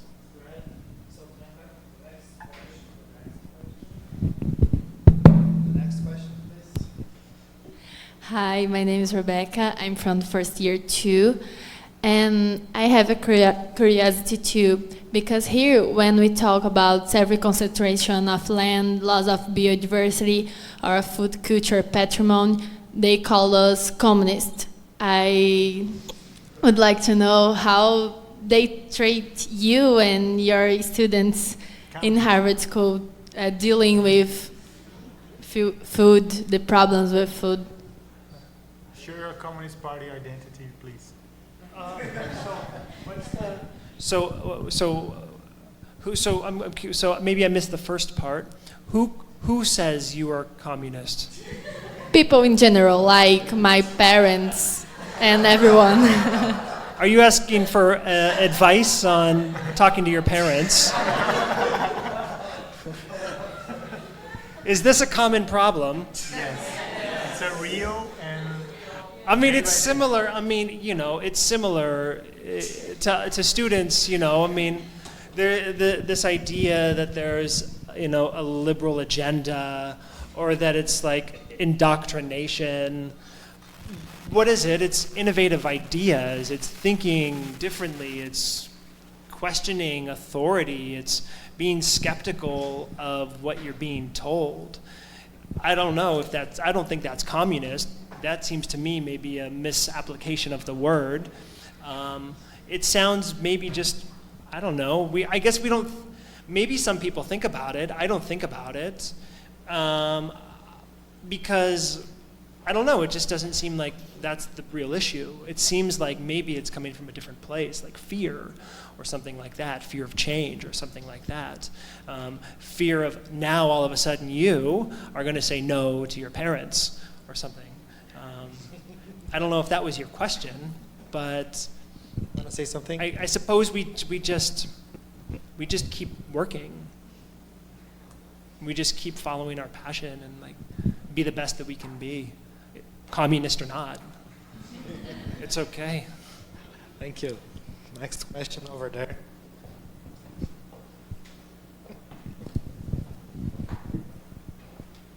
I will try to speak without microphone, okay? People, can you hear me? Okay? Yes. Good.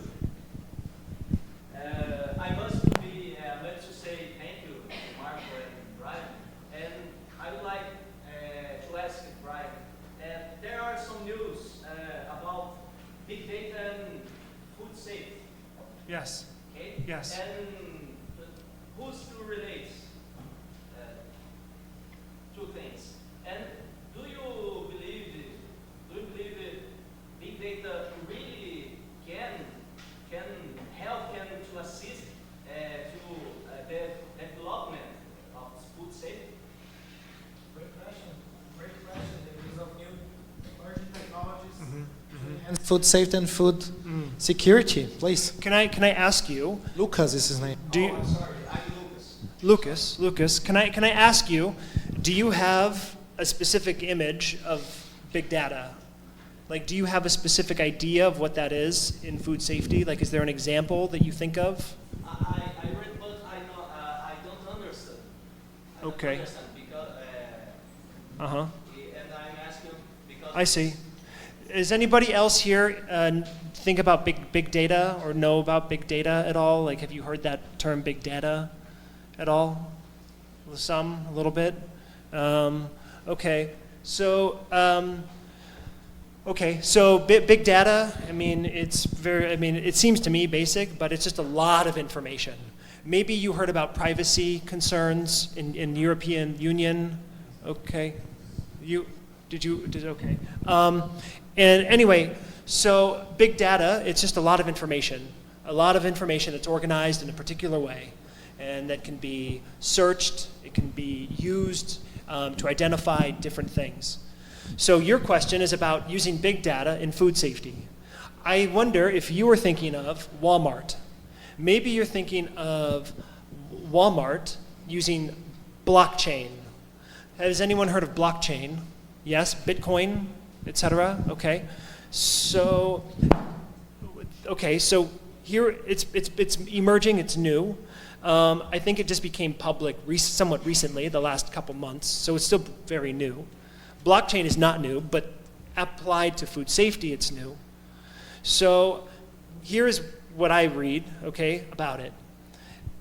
Number one, in the US, every single year, there are 48 million people who get sick from food. That's 1 for every 6 person. And across the world, it's similar, but of course, some countries are less, some countries more. But in the US, 48 million people get sick every year from food, okay?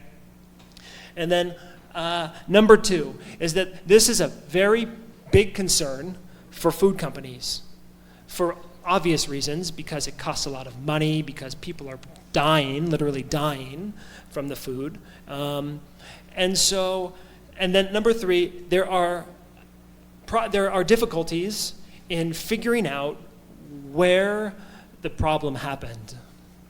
Well, you saw me before. I was walking kind of like a madman here, right? And each kind of point is a place in the food system where contamination can occur, okay? Well, so without big data, so before, it took several days to identify where that problem occurred. And in that moment, more people were getting sick, more people were buying bad food, maybe people were dying. With big data now, Walmart says it takes 2 seconds to identify where the problem occurred. It seems to me that that's like a good idea, generally. If you're saving lives, if you're getting bad food off of shelves, that seems like a good idea to me. Of course, there are other concerns, generally, maybe ethical, etc., but specifically it seems to me a good idea. Yeah. We have an experience at Canastra that the producers are starting to use a casein, a stamp, on every cheese that is from the association. So it has a number for the producer, a number of the cheese, when it was made, and if anyone has problems in the chain, it can you can look through to see from where that come from. And another problem it is that organizing it and having access to this information and working on it, I think it's a big effort that we have to do from now on.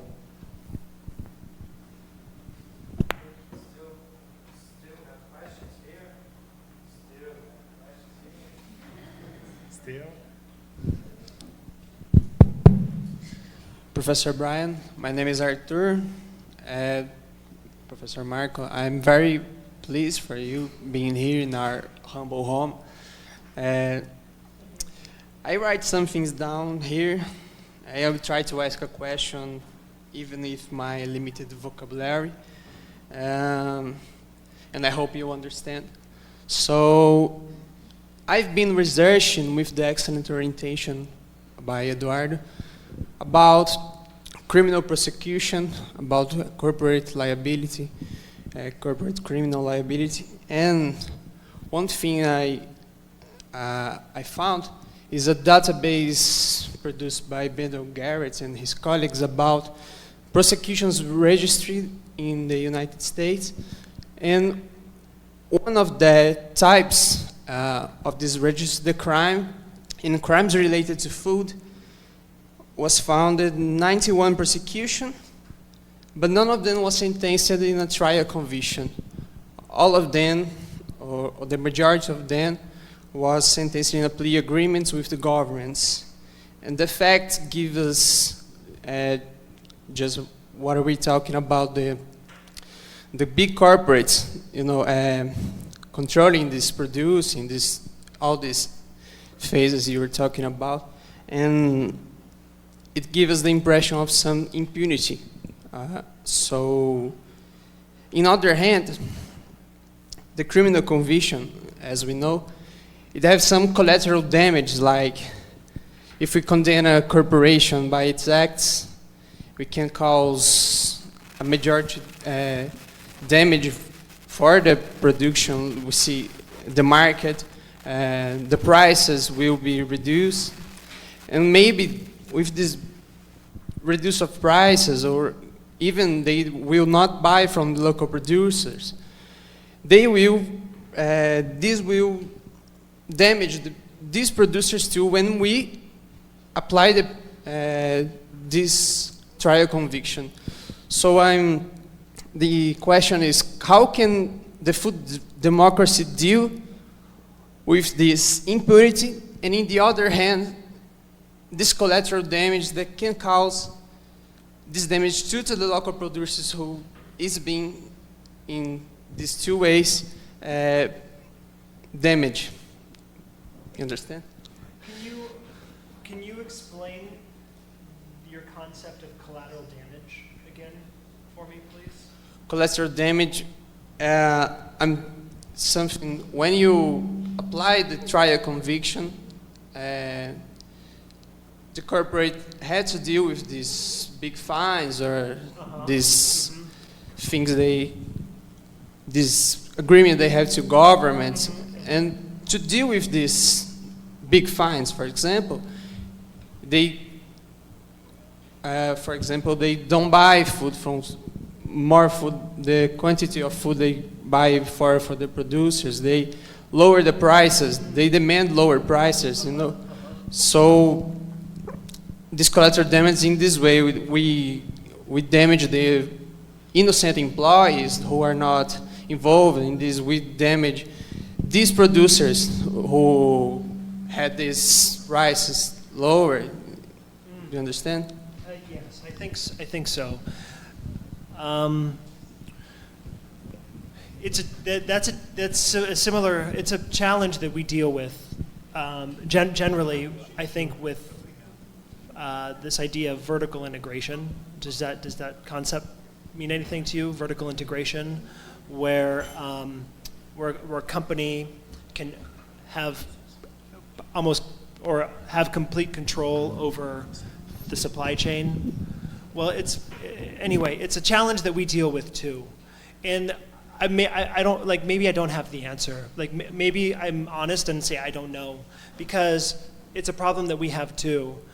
When I think of like sort of food democracy, I think one of the fundamental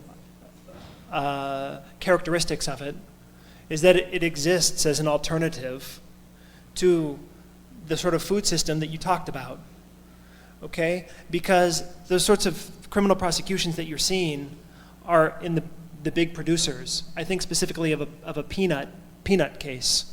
It was, there was an intentional misconduct.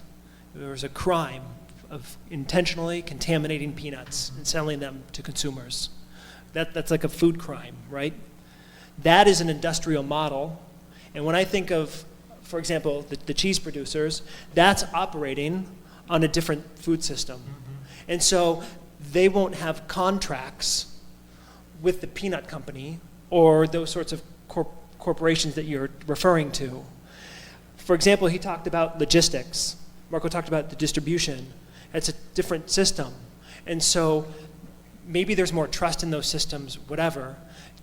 As far as I could tell, we are not seeing those prosecutions in those systems. And so I guess to respond, it's like there's this big problem here, right? There's this problem on the producers, on the farmers who grow for those companies. And I don't know. I don't know how, maybe you all know, maybe you have the solution, I don't know. But for food democracy, for this system, it tends to not interact with this one in that way. So I'm sorry, but that's the truth, being honest. So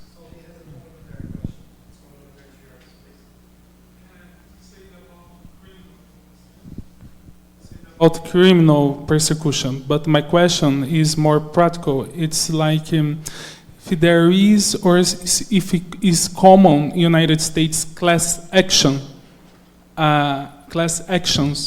against the damage, especially proposed, by example, by small producers, and who is the legitimate United States small producers can sue a class action about their rights, or just the Attorney General, who is the legitimate example if there is damage, collective damage.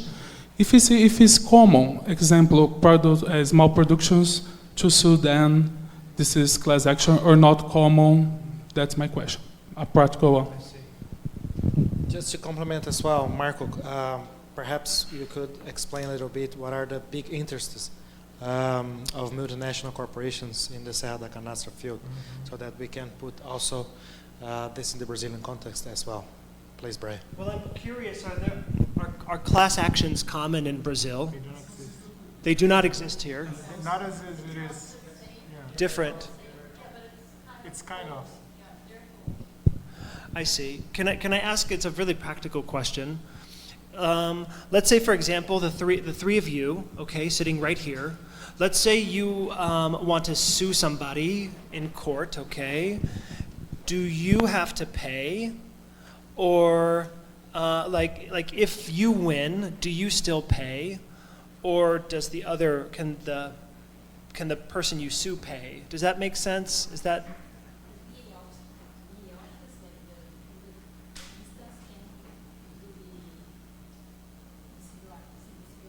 So we don't have to pay. I see. The government does the class action. I see. So is it easy for people to sue people here? Yes. Yeah. More or less. Okay. Well, some countries it's not as easy. It's more expensive, you know. Okay. Yeah. Wow. Okay. So, okay, there's a common law school answer in the U.S. and students hate it. And I'm sorry, but I'm going to say it. It depends. We have the same answer here. It depends. So I'm sorry, but it depends on what the harm is. Like where is the legal harm?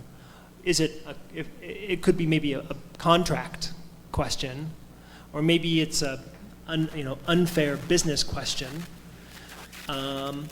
And then is there some kind of defense against it? It totally depends. But usually in class actions, we usually see consumers. People like us who eat food and we get sick or whatever, and we sue the company. But associations, they are legitimate, because here in Brazil, just the Attorney General and the defense authority can sue our class action. That's our more similar. So it's necessarily completely very important situation to Attorney General and defense group. So what I don't know in the United States, the associations, association of small producers, they can utilize the weapon, if I can say weapon, but the class action. I see. Try to get their rights. So if I'm under, is that always the case? The Attorney General always represents people in class actions? No, not always, generally? Mostly, in general, but not always. Yes. Mostly? Is that a mechanic of the law? Is that the law that says only the Attorney General can do that? Yes. Yes? Well, then so that's an issue of the law and the language of the law.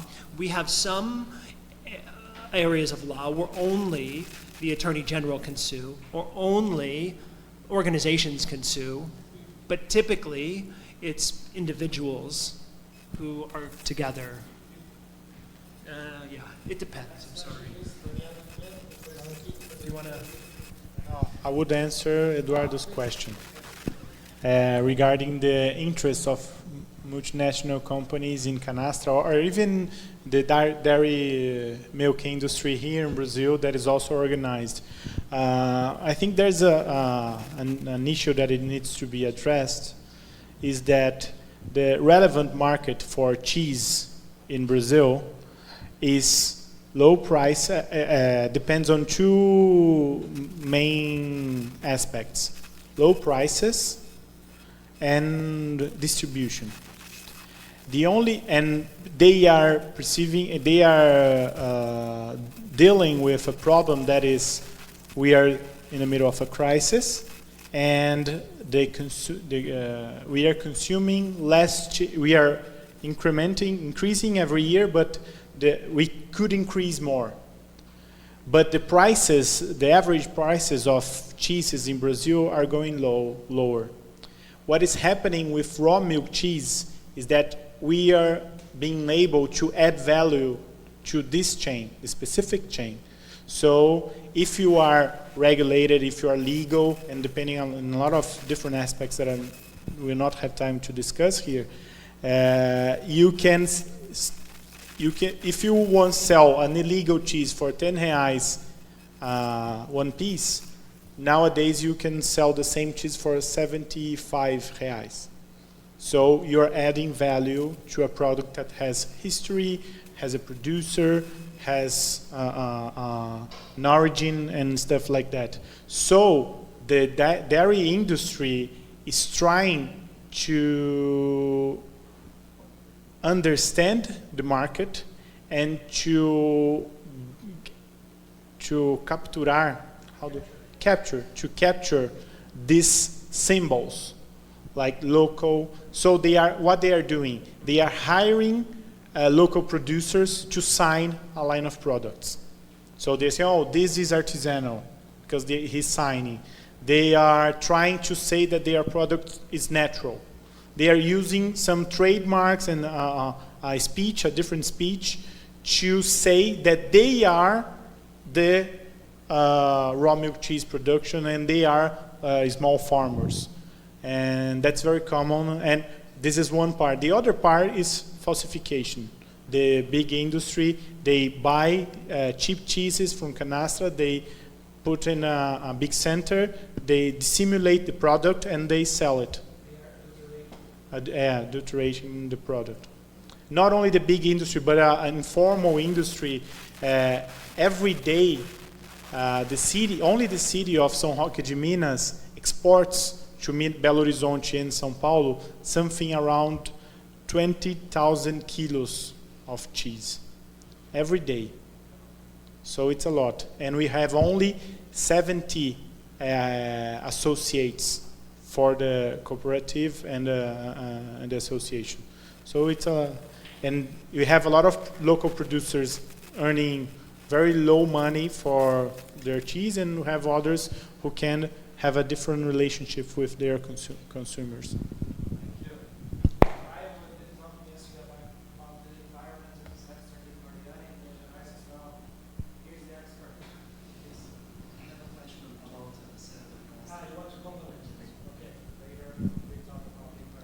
You already started replying, but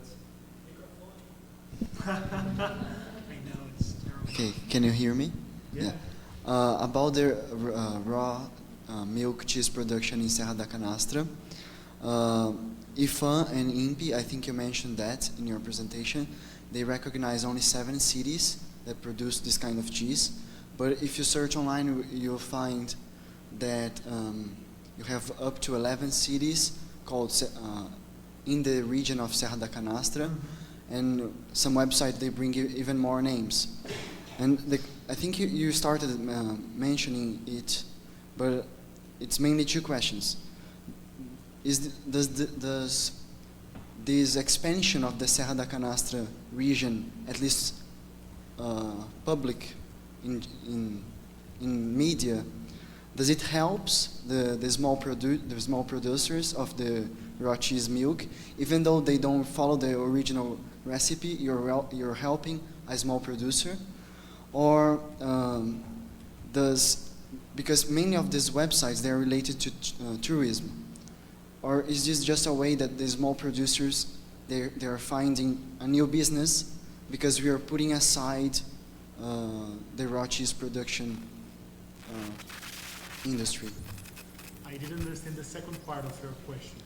Okay, these websites that they bring more cities, they are strongly related to tourism.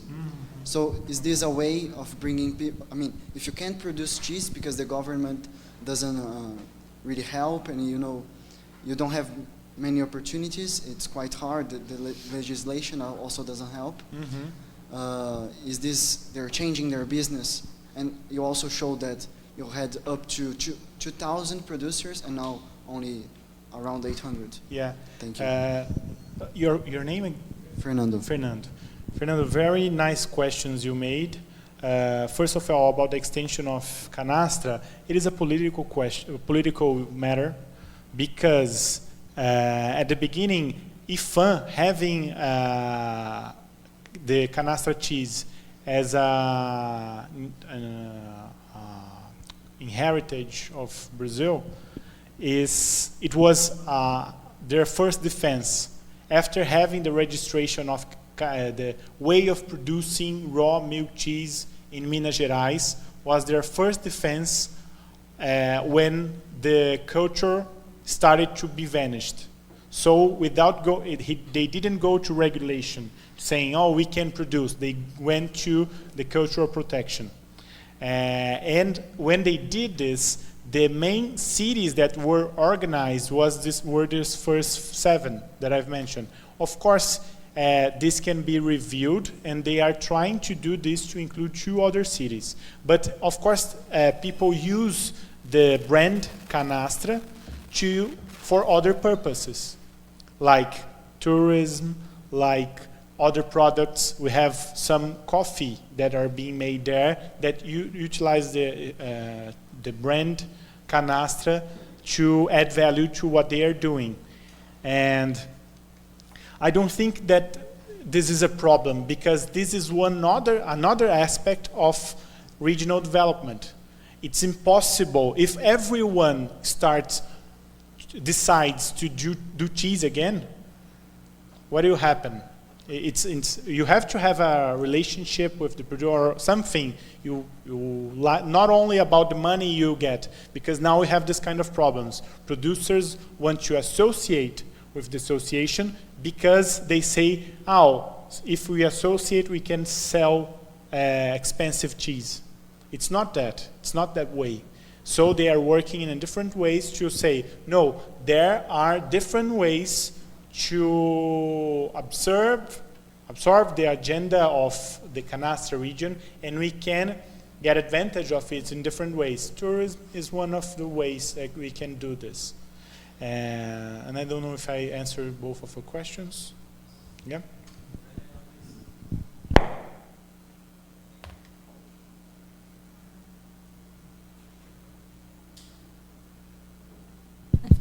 Okay. Hi, I would like first to thank you both for your presentations. My name is Daniela. I'm a senior year student here at university. And at first I have an answer. Actually, I'm really skeptical about the idea of food democracy and maybe decision-making participative process here in Brazil. Basically, because thinking about environment, for example, there's already an old agenda of participation and democracy, and this participation is usually not real, not effective. We're talking about participation in Brazil in environmental cases for decades now, and it just doesn't happen. Basically, in Brazil, when we talk about participation, we talk about public audiences, public meetings, public audiences with people, usually people affected by big companies or big development projects, for example. And people go there, people are sometimes heard, but they're not really part of the decision-making process. So there is sort of, I get this impression that the governments and the bigger producers, they pretend that there is a participation and they're interested in hearing, but they are actually not interested in making this decision-making process work with real participation. And there are bigger interests. We're a country that produces a lot of commodities, so our governments and the big producers are really not interested in local producers or traditional communities' production and interests. So sometimes the idea of democracy, when the government and the bigger producers are not really interested in actually giving voice to local people and traditional communities. Sometimes I think that there's not enough empowerment maybe for the local producers and small producers and traditional producers. And I would like first to know if this doesn't happen in the US, if this doesn't happen in the US, this huge difference between interests, and also if it happens, how to overcome that, how to overcome this difference between interests in actually making this participation real. Well, perhaps in short, how do you measure participation? Well, first of all, I want to thank. I can't stand this. Is it working? Oh, I think it works. Yeah, there we go. So, I want to thank you for your answer on participation. I'm really curious if that's a common perception, that participation is maybe a facade, we could say. I'm really curious, you mentioned public meetings. How do people know about public meetings? Is there an announcement? Is there some kind, does the agency tell the public, we're going to have a meeting, and then anyone can go? How does that work? Usually there's social mobilization, there are associations, organizations, and also the public instance, such as the district attorney, that actually they set up these meetings and invite the communities to participate in. And anybody can attend, anybody can, okay. Yes, it's public. I see, okay. So it sounds like your question is about different types of industries, like larger industries, and then more, I guess you could say, sort of smaller ones. Maybe how can you ensure that there's like a democratic process or something like that? Do we have that, et cetera? I mean, I think we have a lot of commodities too in the U.S. Agriculture that we export. Pork is huge, corn, wheat. We want to, as a country, support those exports. And so, at the same time, there are, some like the cheese producers that Marco talked about. There are countless examples of these as well. And so, generally, it seems that there's sort of different sets of laws. Okay, I'm being really sort of basic, but I guess I want to say that recently there has been more, I think, substantial democratic participation in decision making on concrete rules. And for example, in food safety, okay, well, let me back up. We have a law in the US, it's a federal law, and it's administrative law. Have any of you studied administrative law before? Any administrative, no? Kind of boring? Okay. Anyway, well, so we have a law, it requires agencies, when an agency has a rule that it makes, it has to go to the public and it has to say, people, this is the rule, and we want your input, and we want you to comment. People comment. You know, Brazil commented on one of the rules. The Brazilian Beef Association commented on one of the rules. Anyone can comment. The entire world can comment. And then the FDA has to respond, or not the FDA, the agency has to respond to those comments, okay? It's similar here. Okay, Marco's telling me it's similar here, okay? Theoretically, that seems like a democratic process in the decision making. Well, the difficulty is it's not transparent. You don't know if input is used. You said people come, people talk, and then it's ignored. That's what it sounds like. We have similar problems, of course, but we're trying to create more transparent processes, but it's a challenge. So I think in this case, we have really similar challenges. But separately, like outside of politics, there are communities who meet. Like people in communities meet. We call food policy councils. And people meet and they just do local things. And there's a lot of, I think, success there. Great. So one thing I would like to add is that I do the same. We always criticize some kind of instruments that have participation as a goal, and at the end, the participation does not happen anyhow. But I think one thing that we need to be aware of is that we don't organize ourselves to participate in this kind of stuff. We can say that we can always blame the others. Oh, they didn't publicize enough, they didn't give enough time, they didn't. We can't do this. But working in a democracy demands organization, demands communication, demands collaboration. And we need to use the instruments as they are, and being there, discuss and demand improvements. Because otherwise, if we have the instrument and we are not using this, why is it necessary?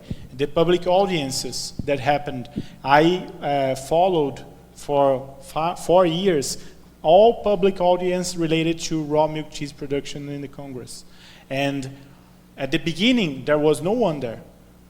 Nobody, even the organized producers that we have here in São Paulo, Minas, and then I started to talk to them. Do you know it is very important for you to participate on that? But why? They will not listen to us. But are you there speaking? If you're not there, of course they are not listening to you. But if we go there, we will only legitimate what they will do. But do you have a voice and you're not using it and you're yelling? Because, you see, it's a little bit awkward to not using the instrument and criticize the instrument at the same time. And what we have here, and we need to do this, especially in this time of violence, of limited speech that we have in limited spaces, we need to use these instruments. And as lawyers, we need to help people who need more these instruments than ourselves. I'm doing this with local producers of cheese, raw milk cheese, but there are a lot of associations and organizations that need to use this kind of instruments to help us improve our democracy. Otherwise, it will be even easier for them to take them off of us. Inspiring. Thank you, Marco. Well, we don't have so much time, but we have many questions, many inscriptions. If it's okay for you, I will ask them to pose the questions simultaneously, and then we answer them, once. Okay? Thank you. My name is Bukola. I'm a master's student here.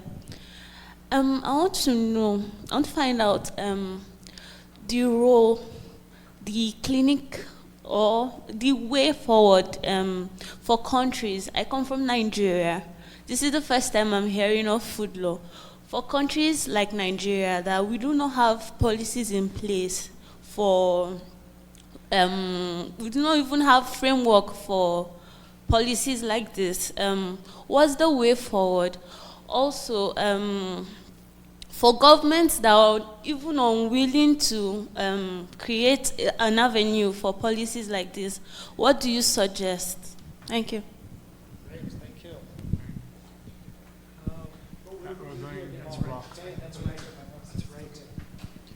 Thank you for the opportunity, Mr. Professor Eduardo, and thank you for the opportunity, Professor Brian and Professor Marco. My question is also related to participation, but I would like to focus the issue of lobby from corporations related to agribusiness. And I would take as example the new Ministry of Agriculture in Brazil for the next government, which is who is a woman known as Miss Poison, because she is very related to the business of agrotoxics. How can we talk about participation when we have no perspective of people related to social movements, not just for access to agro production, but about food of quality and health issues in food? These people are not even quoted to participate in the administration. And when you answered, I can't remember to which question, but Professor Brian said, okay, we can think about food democracy beyond institutions, beyond law, if I understood well. But for micro issues, for example, cheese in canastra, this might work, but Brazil faces big structural problems with food safety and food democracy, and these are the people who are in charge today. And this is not a matter of this government recently elected. If we remember, the current Ministry of Agriculture is a man who received from Greenpeace an ironic prize called Golden Chainsaw because of his participation in deforestation. And the ministry in Dilma Rousseff's government was a woman who was called like Miss Deforestation or Miss Chainsaw, I don't remember very well. So it's like a structural problem, and it might show, coming back to the beginning of the presentation, that the Zero Hunger program, it may have dealt with the problem of access to food, but these questions about quality, about qualitative issues related, including to food democracy, was not faced, and perhaps the reverse. Perhaps this was not faced because there are many people gaining much money with that and in charge in administration today and before. So my question is, first, are we really ready, mainly to these structural big problems, to go beyond law, to go beyond institutions and leave this aside and thinking about micro issues? What do you see about this in Brazil? And the second question is about how do you see the role of agrotoxics, this problem, specific problem of agrotoxics in food safety, because we are facing a very big problem with this in the next years. Especially pesticides, as we were discussing.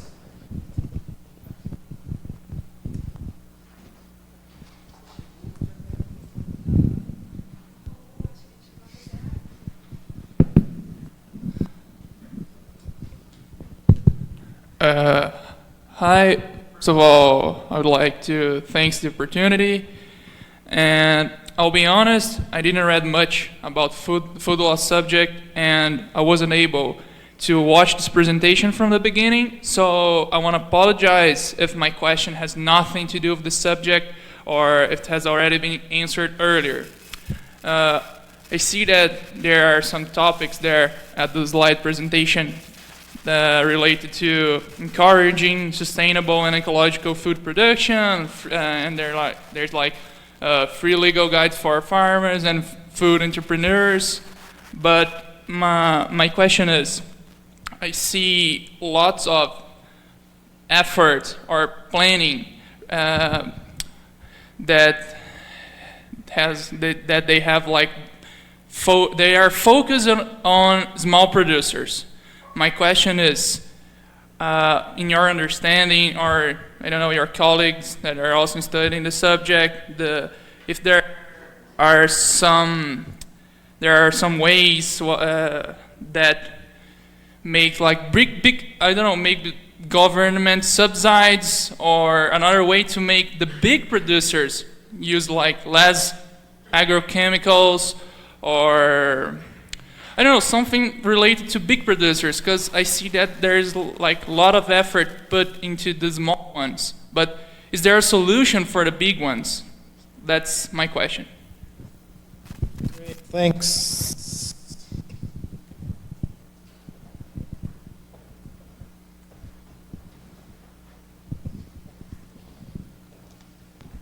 Hi, my name is Herbert. I'm a student for post-graduation program.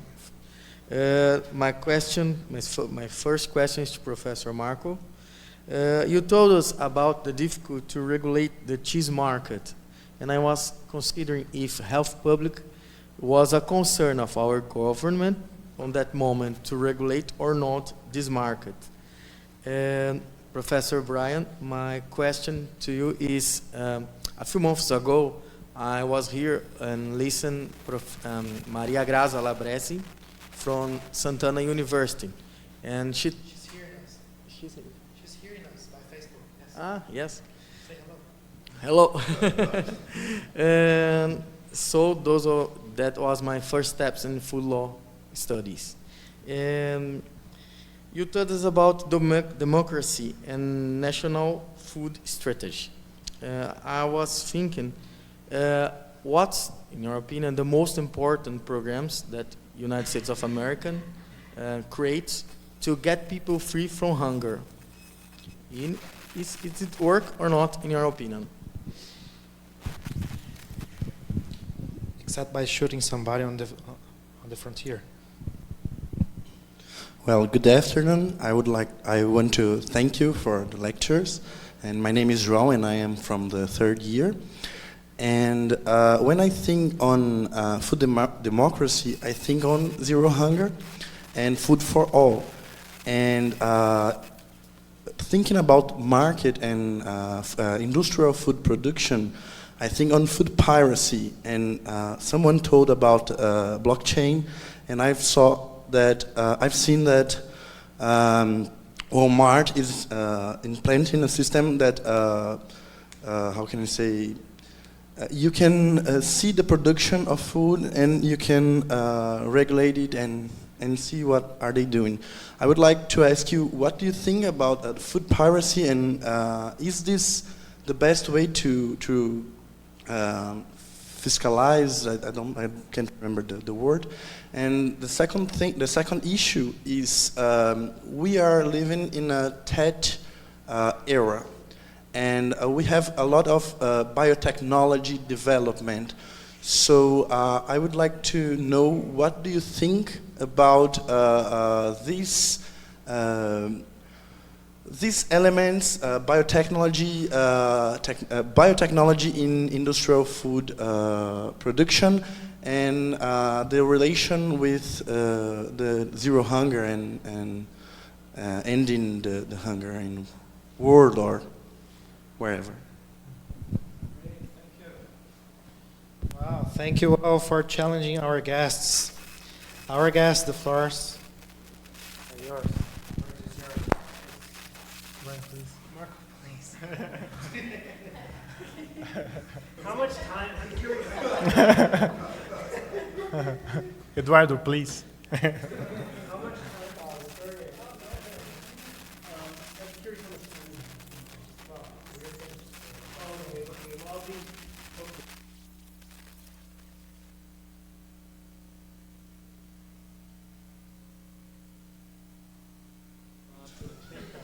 Well, we get comfortable and we mingle and okay.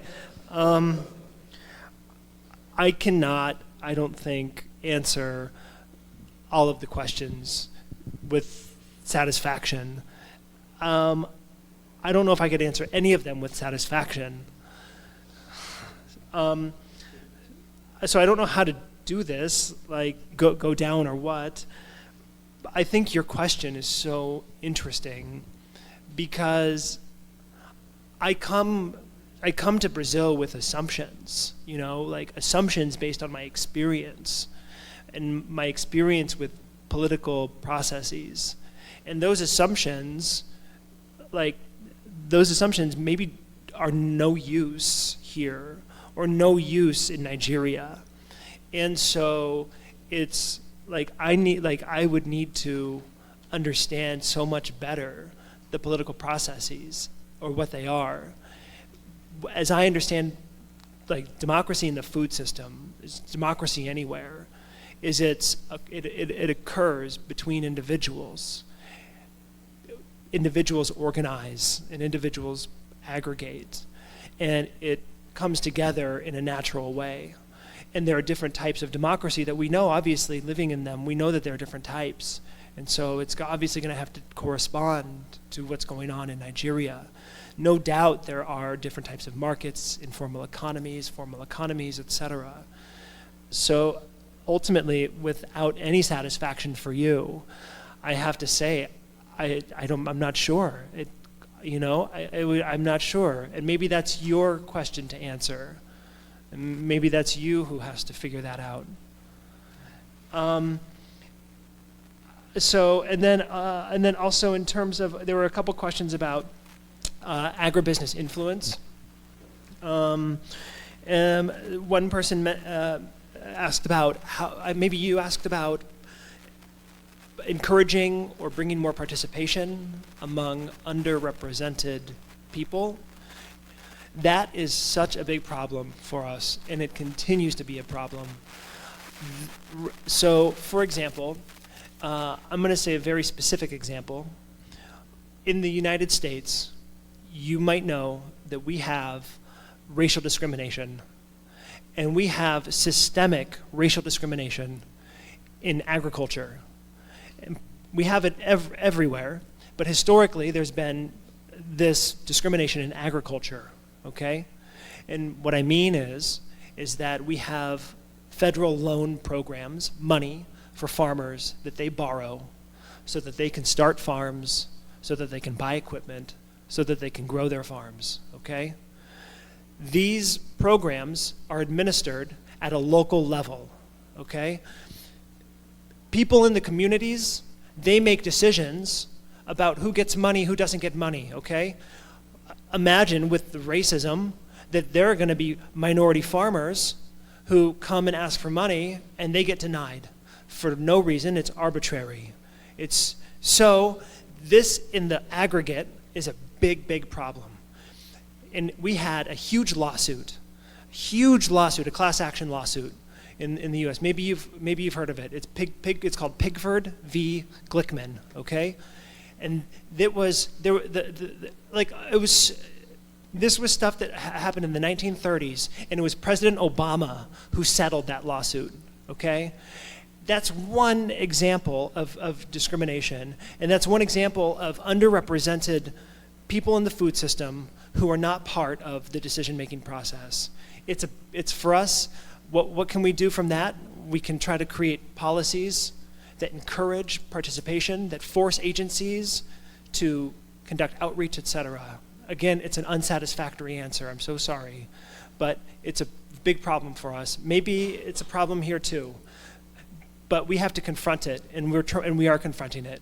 And it's because of people who are pissed off and people who have lost their lives who come together and demand a solution. Demand the government, demand lawyers to do something about it. And that eventually pushes policy. And then sort of relatedly, someone asked about big producers, discouraging big producers from producing harms. Like, for example, rather than this, is there something for the big producers? Again, it's a difficult area for us.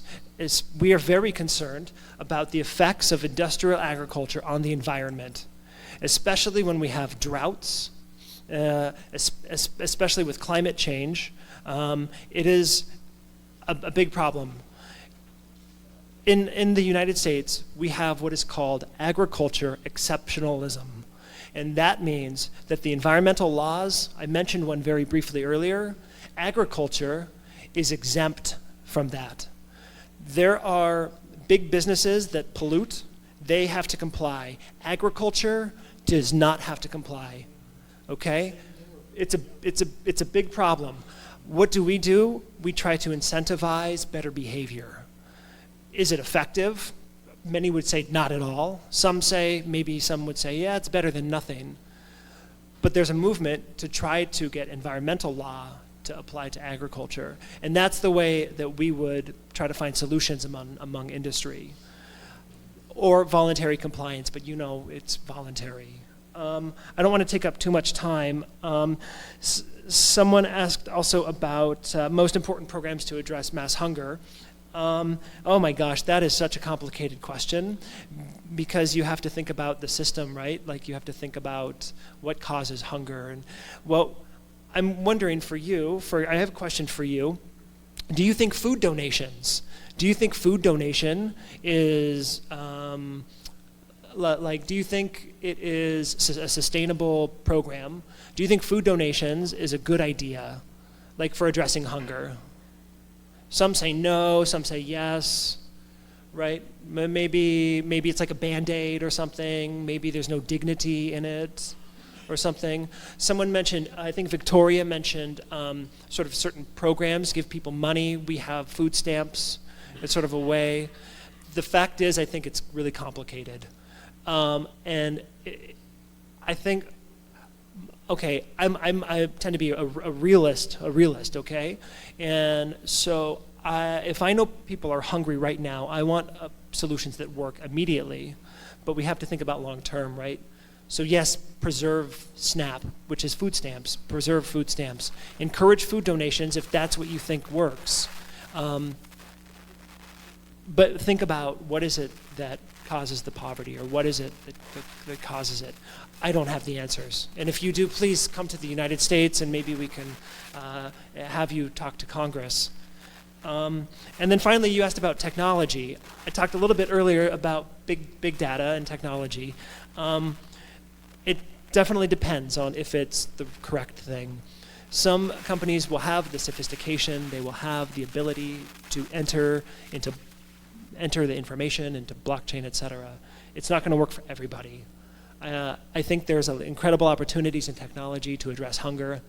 I've seen some, for example, Uberization, right, of hunger, like with food donations. I'm excited. Of course, I'm skeptical because that's who I am. But I think that there is a lot of ways, yes, to use technology for information sharing, resource sharing, personally. I'm so sorry if that was not satisfying. Yeah, that's the problem that we have when we have such a good questions to answer. And I'm very glad about this debate and how we started something that I think and I presume that we have a lot to do together and to think about and to solve this kind of problem that you are creating, that we are here just to answer. They are creating the problems. But what I'm just going to address a few questions that were made. I also think that I'll not be able to properly answer none of them, but first of all, I'd like to discuss the question about participation. Having this scenario, lobby, Ministry of Agricultural Ministry and this kind of stuff, how we can discuss participation in this scenario? I would pose the same question. How we cannot discuss participation in this scenario? Because would you think that would be possible that people with power don't utilize the power, don't manage the power that they have to conquer things that they are willing to? They are there for what? We need to, if we have a different agenda, if we represent different interests, if we represent democracy or other way of viewing things, I think we need to organize ourselves. Because the answer will only be easy. They are too powerful, they have money, they have the media, they have a lot of things. But you have a dream, A lot of people said that. We have dreams, we care about people, we have feelings about others that are suffering somehow from poverty, from hunger.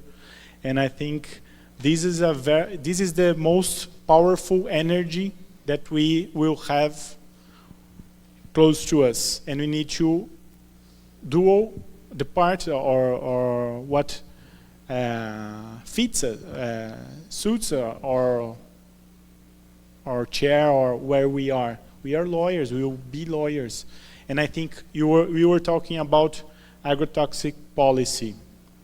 Did you read the bill? Did you read the bill that is discussing, that give all this discussion about? Did you read? We need to study the bill. We need to see what they are discussing, because we can say the same thing. Oh, it's a mad. It's the artists are doing this. They are doing a campaign, public campaign to say against. Okay, it's their part. We are lawyers. We are going to contribute to the debate using the instruments that we have, and we need to study. We need to do our part, and I think fostering and using the participation instruments that we have is one of the skills or the last things that it's available for us, and that's politics. I go again to Celso Furtado. I think something that I don't know if you already study or get in touch with them. At the end, it's his last books is all about politics.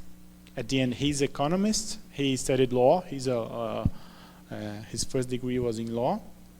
But at the end, he's one of our greatest economists, and he says, "Oh, if we don't go to politics and we don't use it in your favor, someone will." So.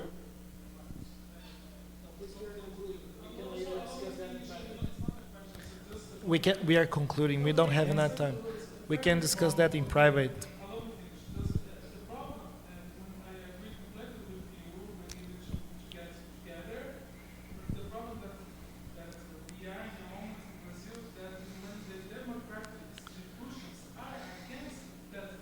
Okay. Yes. I agree.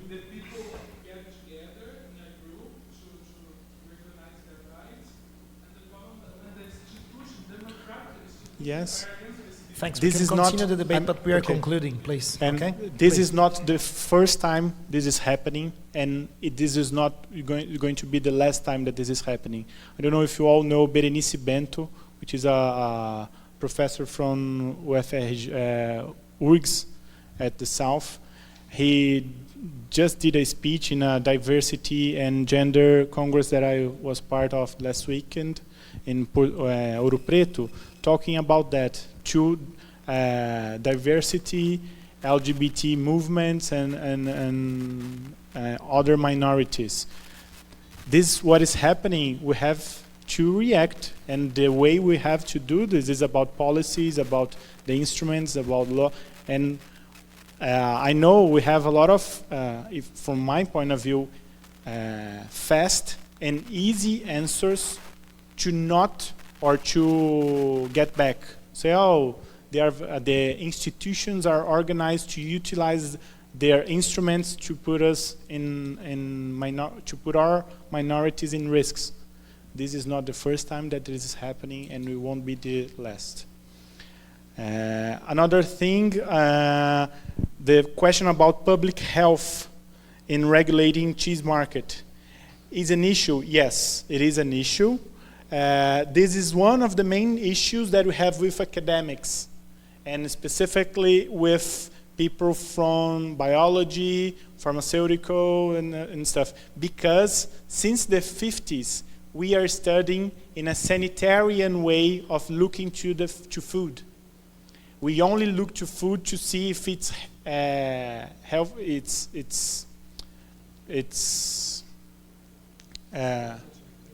safe or not. Yes, and one thing that it's very funny is that our patterns here in Brazil are higher than the ones that we have in Europe for the same product. And why we have that?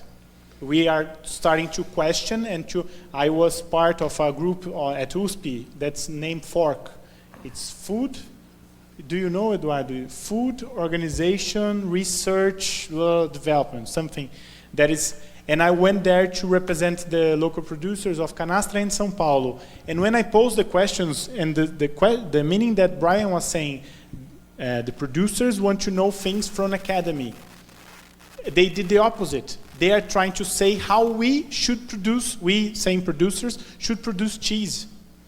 I think it's a little bit funny because they are doing the same thing from 250 years, and someone coming from academy saying, oh, no, you should. Of course we have to improve, but we are not going to change what we are doing. And public health, of course, it is an issue and is something that needs to be addressed.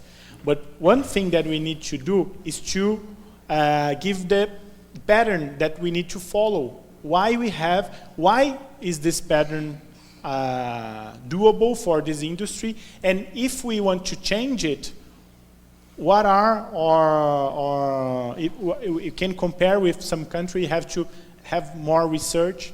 What is happening here in Brazil is that we use public health arguments to sustain a view of the industry. That's the problem. Yeah, it's a public health issue. No, did you see someone dying from eating cheese, raw milk cheese? I didn't know. We can have some kind of problems, but we don't have data. We don't have data on that, and we're still using this kind of arguments to not going deeper on the legislation and on the patterns that we are using to regulate the production.